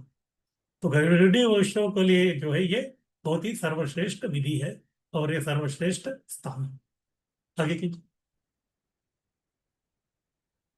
तो भक्ति सिद्धांत सरस्वती ठाकुर जी का कथन है, परम भक्त तथा सनातन सनक जैसे महर्षि राधा कुंड आकर स्नान करने का अवसर प्राप्त नहीं कर सकते, क्योंकि जब तक व्यक्ति को मंजरी भाव, राधा भाव, उस प्रकार का जो इच्छा नहीं होता, तब तक जो है वो लोग उधर नहीं आ सकते। जैसे नारद जी को भी जो रासलीला में आना था, तो फिर उनको प्रवेश नहीं मिला, फिर उनको नारदी गोपी बना। फिर बाद में शिव जी का इच्छा हो गया तो फिर उनको भी गोपी बनना पड़ा। इस प्रकार जब तक किसी को जो उस प्रकार भाव नहीं आता, तब तक जो है वो व्यक्ति इधर का जो है लाभ नहीं ले सकते हैं। तो फिर सामान्य भक्त का क्या, कोई महाभाग्य से किसी को राधा कुंड स्नान का अवसर मिले तो उसे गोपी भाव का प्रेम मिलेगा। बोलो तो कोई हमारा इतना सुकृति है कि आप राधा कृष्ण का हमारे ऊपर जो है अहितु की कृपा है, और उस कृपा के कारण जो है अगर हमको इस प्रकार दुर्लभ स्नान का जो है अवसर प्राप्त हो गया, तो फिर हम अच्छे भाव से यदि हम लोग कर लिया और उसको राधा कृष्ण ने स्वीकार कर लिया, तो फिर हो सकता है कि हमको भी जो है गोपी भाव का प्रेम प्राप्त हो सकता है। इस प्रकार से जो भक्ति सिद्धांत सरस्वती ठाकुर कह रहे हैं। आगे कीजिए। तो विधान क्या है, सबसे पहले भौतिक धारणा परित्याग करना, यानी कि अनर्थ निवृत्ति आपका होना है। हाँ, रंच मात्र भी जो है भौतिक धारणा अनर्थ बिल्कुल होना नहीं चाहिए, उतनी शुद्धता चाहिए। फिर तब जाके जो है आप राधा कुंड पर निवास कर सकते हैं और नियमित रूप से जो है स्नान कर सकते हैं, यानी कि आपको गोस्वामी बनना पड़ेगा। जब आप गोस्वामी बनेंगे तभी जो है अनर्थ निवृत्त होकर राधा कुंड पर निवास करके नियमित रूप से हम स्नान कर सकते हैं।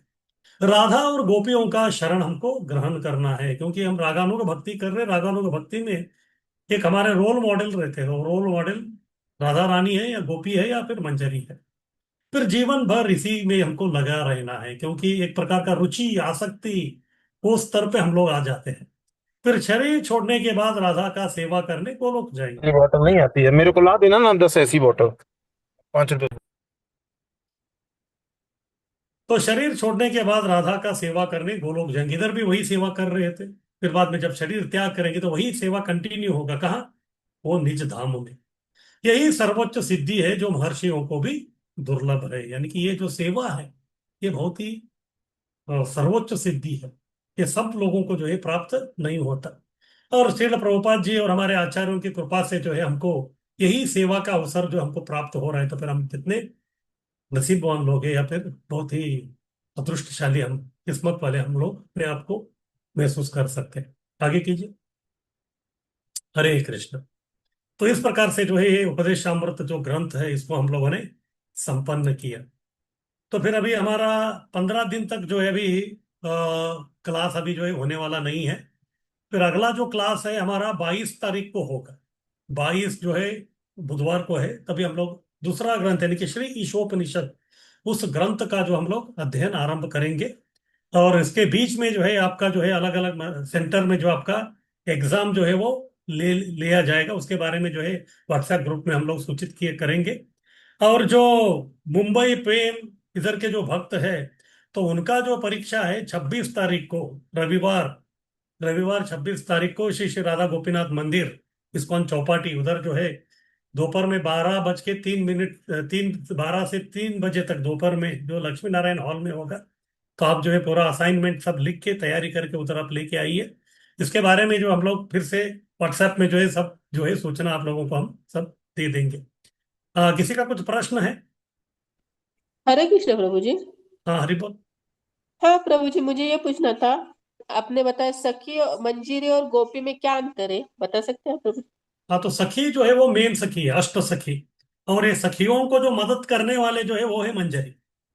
जैसे आपने देखा होगा कि वो ये डीटी जो रूम रहता है उधर सब सेवा करने वाले ब्राह्मण दीक्षित ही रहते हैं। लेकिन उसमें कुछ लोग जो है अंदर जाके श्रृंगार सेवा करते हैं, या फिर कोई एक व्यक्ति जो है भोग लगाता है और आरती करता है। और उसको मदद करने के लिए बाहर जो है प्लेट लगाने वाले, बर्तन धोने वाले, वो भी ब्राह्मण दीक्षित। लेकिन वो केवल मदद कर रहा है, वो जो है डायरेक्ट जाके जो है सेवा नहीं कर रहे उधर। तो अंदर डायरेक्ट जाके जो सेवा कर रहे हैं तो उनको आप बोल सकते हैं कि वो सखी है। और उनको जो मदद करने वाले बैकअप रूम में जो है पीछे, तो वो है मंजरी। तो इस प्रकार से जो है सखी है और कुछ मंजरी है। जब रासलीला होता है तो फिर कभी कृष्ण के साथ जो नृत्य करने वाले हैं वो सब जो है सखी है। मंजरी उनकी इच्छा नहीं होती कि जाके नृत्य करे। ऐसा नहीं है कि उनकी योग्यता नहीं है, लेकिन वो इनका नृत्य देख के खुश होते हैं, या उनको मदद करने में ही जो उनका एक प्रकार का आनंद है।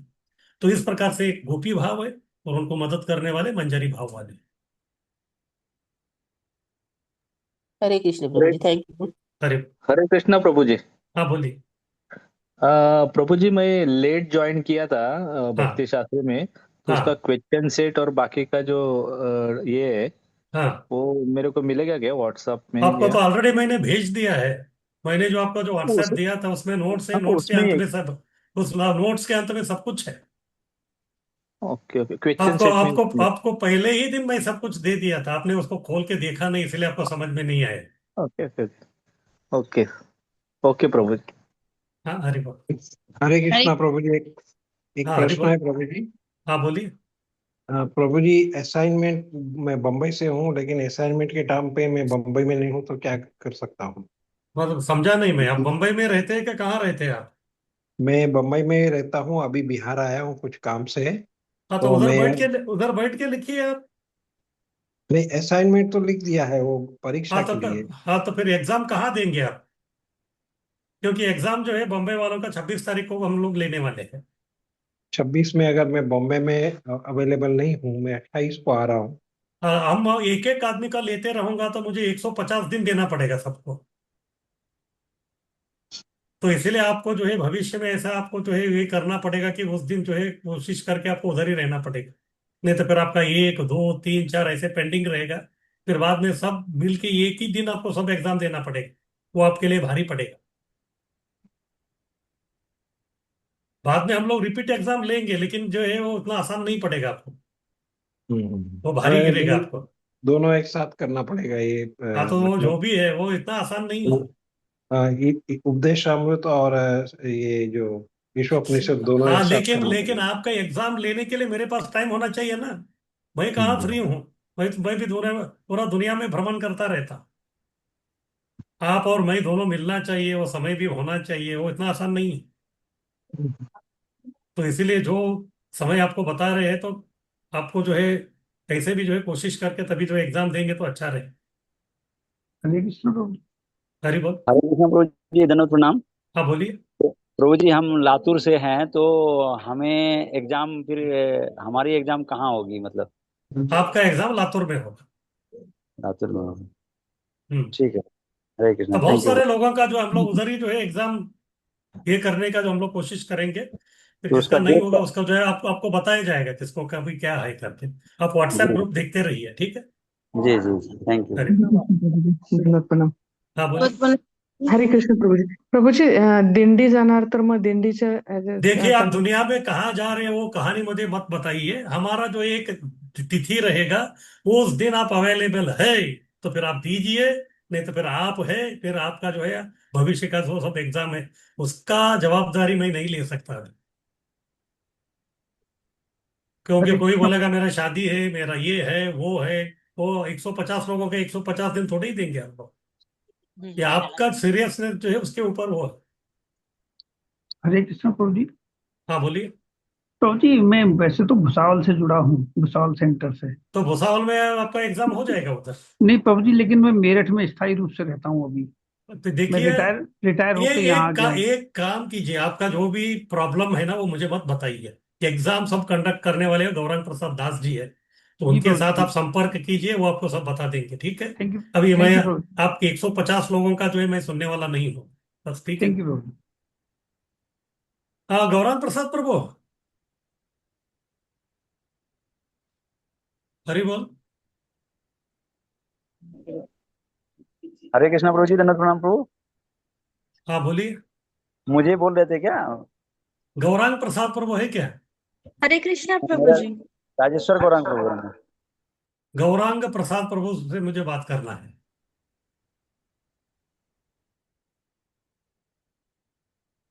शायद आज उन्होंने ज्वाइन नहीं किया है प्रभु। हरे तो कृष्णा इधर प्रभु है जी, ना ये दंडवत प्रणाम। को होस्ट कौन है ये गौरांग प्रसाद? हरे कृष्णा प्रभु जी, मैं मधुश्री बात कर रही हूँ। मैं प्रभु जी का लैपटॉप से कर रही थी प्रभु जी। प्रभु अच्छा जी आउट अच्छा, ऑफ स्टेशन। उसमें पहला एक रहेगा, देखो, इंट्रोडक्शन वाला एग्जाम के बारे में वगैरह, जी कोर प्रभु बुक्स, जी। वो पीपीटी है तो दिखाइए एक बार, मुझे सबको दिखाना है वो। एक मिनट प्रभु। सबसे पहला जो हम लोगों ने जो क्लास लिया था उसमें मैं पूरा समझाया था कि भक्ति शास्त्री कोर्स में क्या होने वाला है एग्जाम का सब, तो उसको फिर से दिखाएंगे तो फिर सबको मैं एक बार बता दूंगा उसका।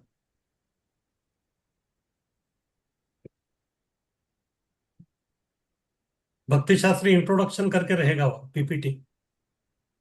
हाँ जी प्रभु जी, मैं वेट करती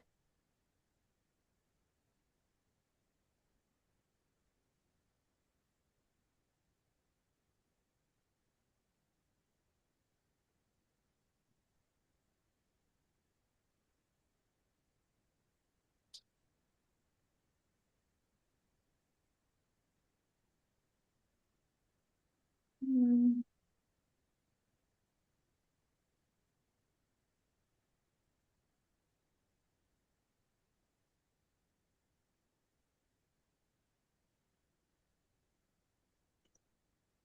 हरे कृष्ण प्रभु। प्रभु हाँ, जी, टू दिखाइए। मुझे 2 मिनट डाउनलोड करती हूँ, डाउनलोड करके शेयर करती हूँ। हाँ, ठीक है, दिखाइए। ओके, हाँ।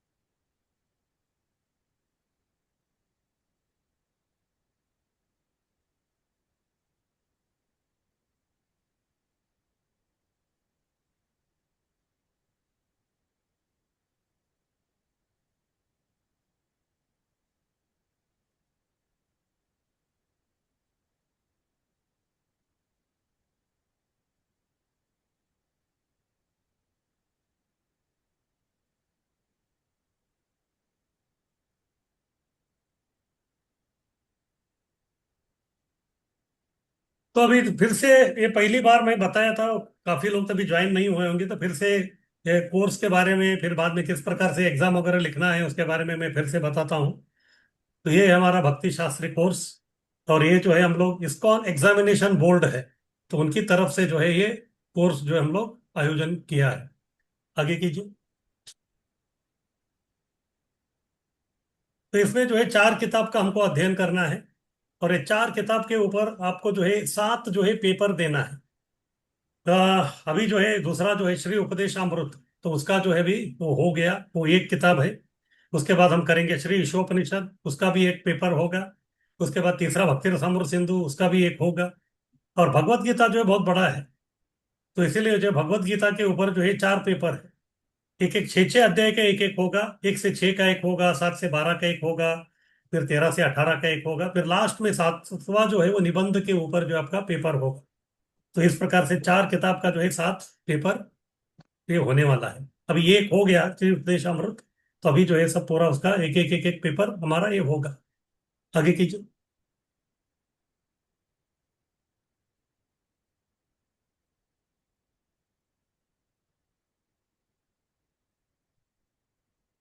आगे कीजिए पीपीटी।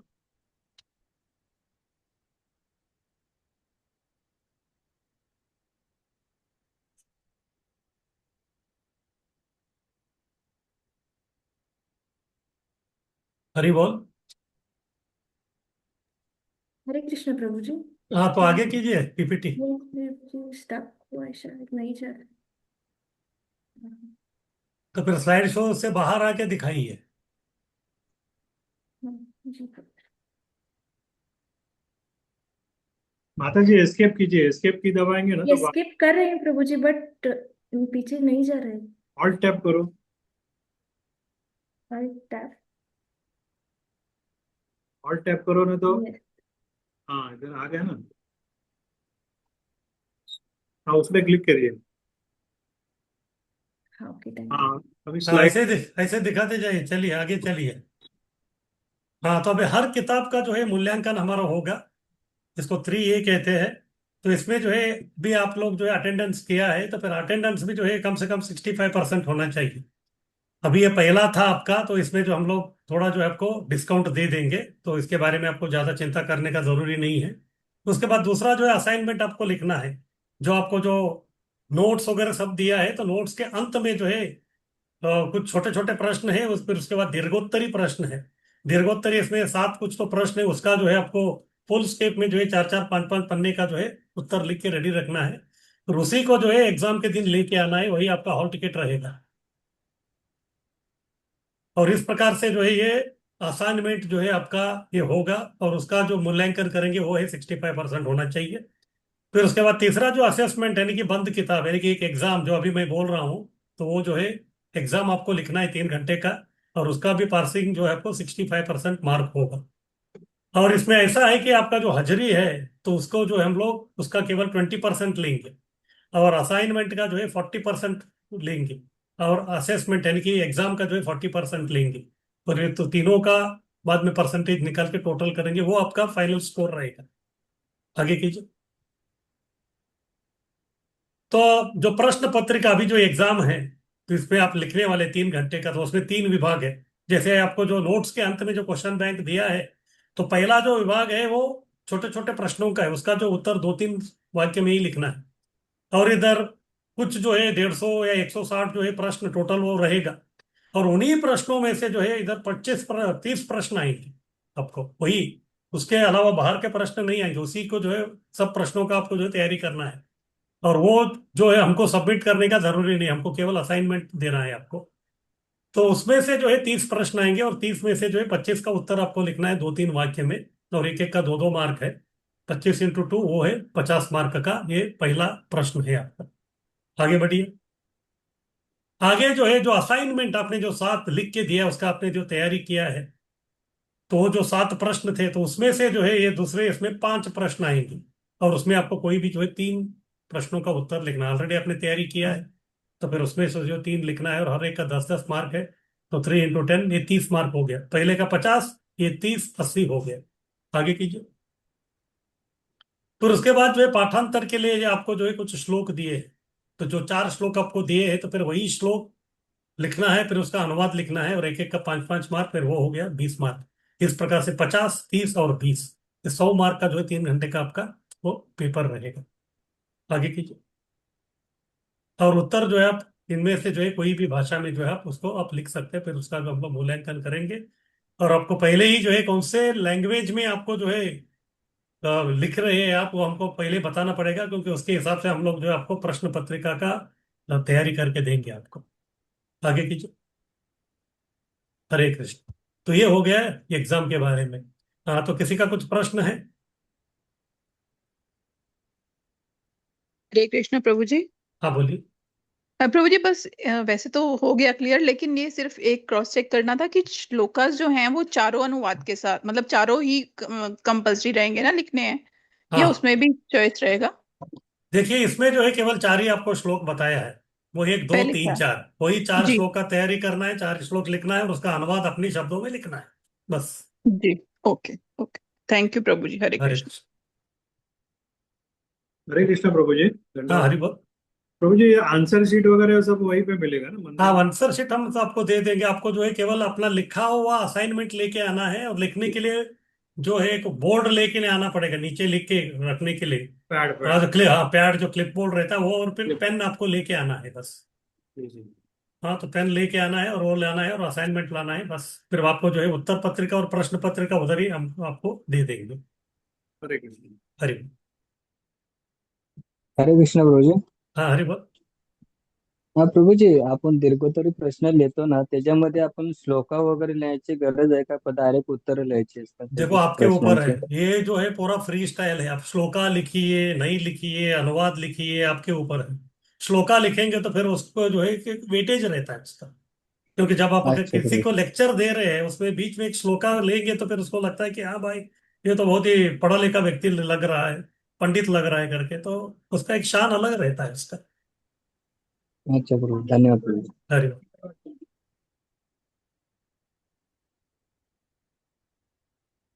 तो ठीक है, अब जो है गौरांग प्रसाद प्रभु से संपर्क में रहिए, फिर वो आपको बता देंगे कि किसका कभी कहाँ है, परीक्षा होने वाला है। फिर आपका असाइनमेंट जो है वो अच्छी तरह से लिख के तैयारी कीजिए, बाकी भी सब आप तैयारी कीजिए।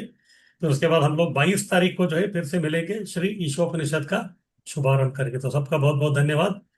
वंशाकल्पतरुभ्यश्च कृपा सिन्धुभ्येव च पतितानां पावनेभ्यो वैष्णवेभ्यो नमः। हरे कृष्ण। प्रभु हरे कृष्ण, हरे कृष्ण। हरे। प्रभु हरे कृष्ण। प्रभु, एक प्रश्न था। प्रणाम। हरे कृष्ण प्रभु जी, दंडवत प्रणाम। हरे कृष्ण प्रभु जी, दंडवत प्रणाम। हरे कृष्ण प्रभु दंडवत जी, दंडवत प्रणाम प्रभु जी, प्रभु। दंडवत हरे प्रणाम। कृष्ण हरे प्रभु, कृष्ण दंडवत प्रणाम प्रभु। प्रभु। कल लेक्चर नहीं रहेगा? अभी हो गया, हरे अभी कृष्ण 22 प्रभु तारीख को जी, होगा। दंडवत 22 तारीख प्रणाम। ये हो गया हरे किताब। अभी कृष्ण अभी आप तैयारी कीजिए। जय अभी जगन्नाथ। आपको 3 हफ्ता दिया है, आप तैयारी करते रहिए अभी। कोटि कोटि प्रणाम हरे कृष्ण प्रणाम। प्रभु। अपना हरे जो कृष्ण व्हाट्सएप प्रभु ग्रुप है जी। ना, उस सबके लिए खुला करने को लोग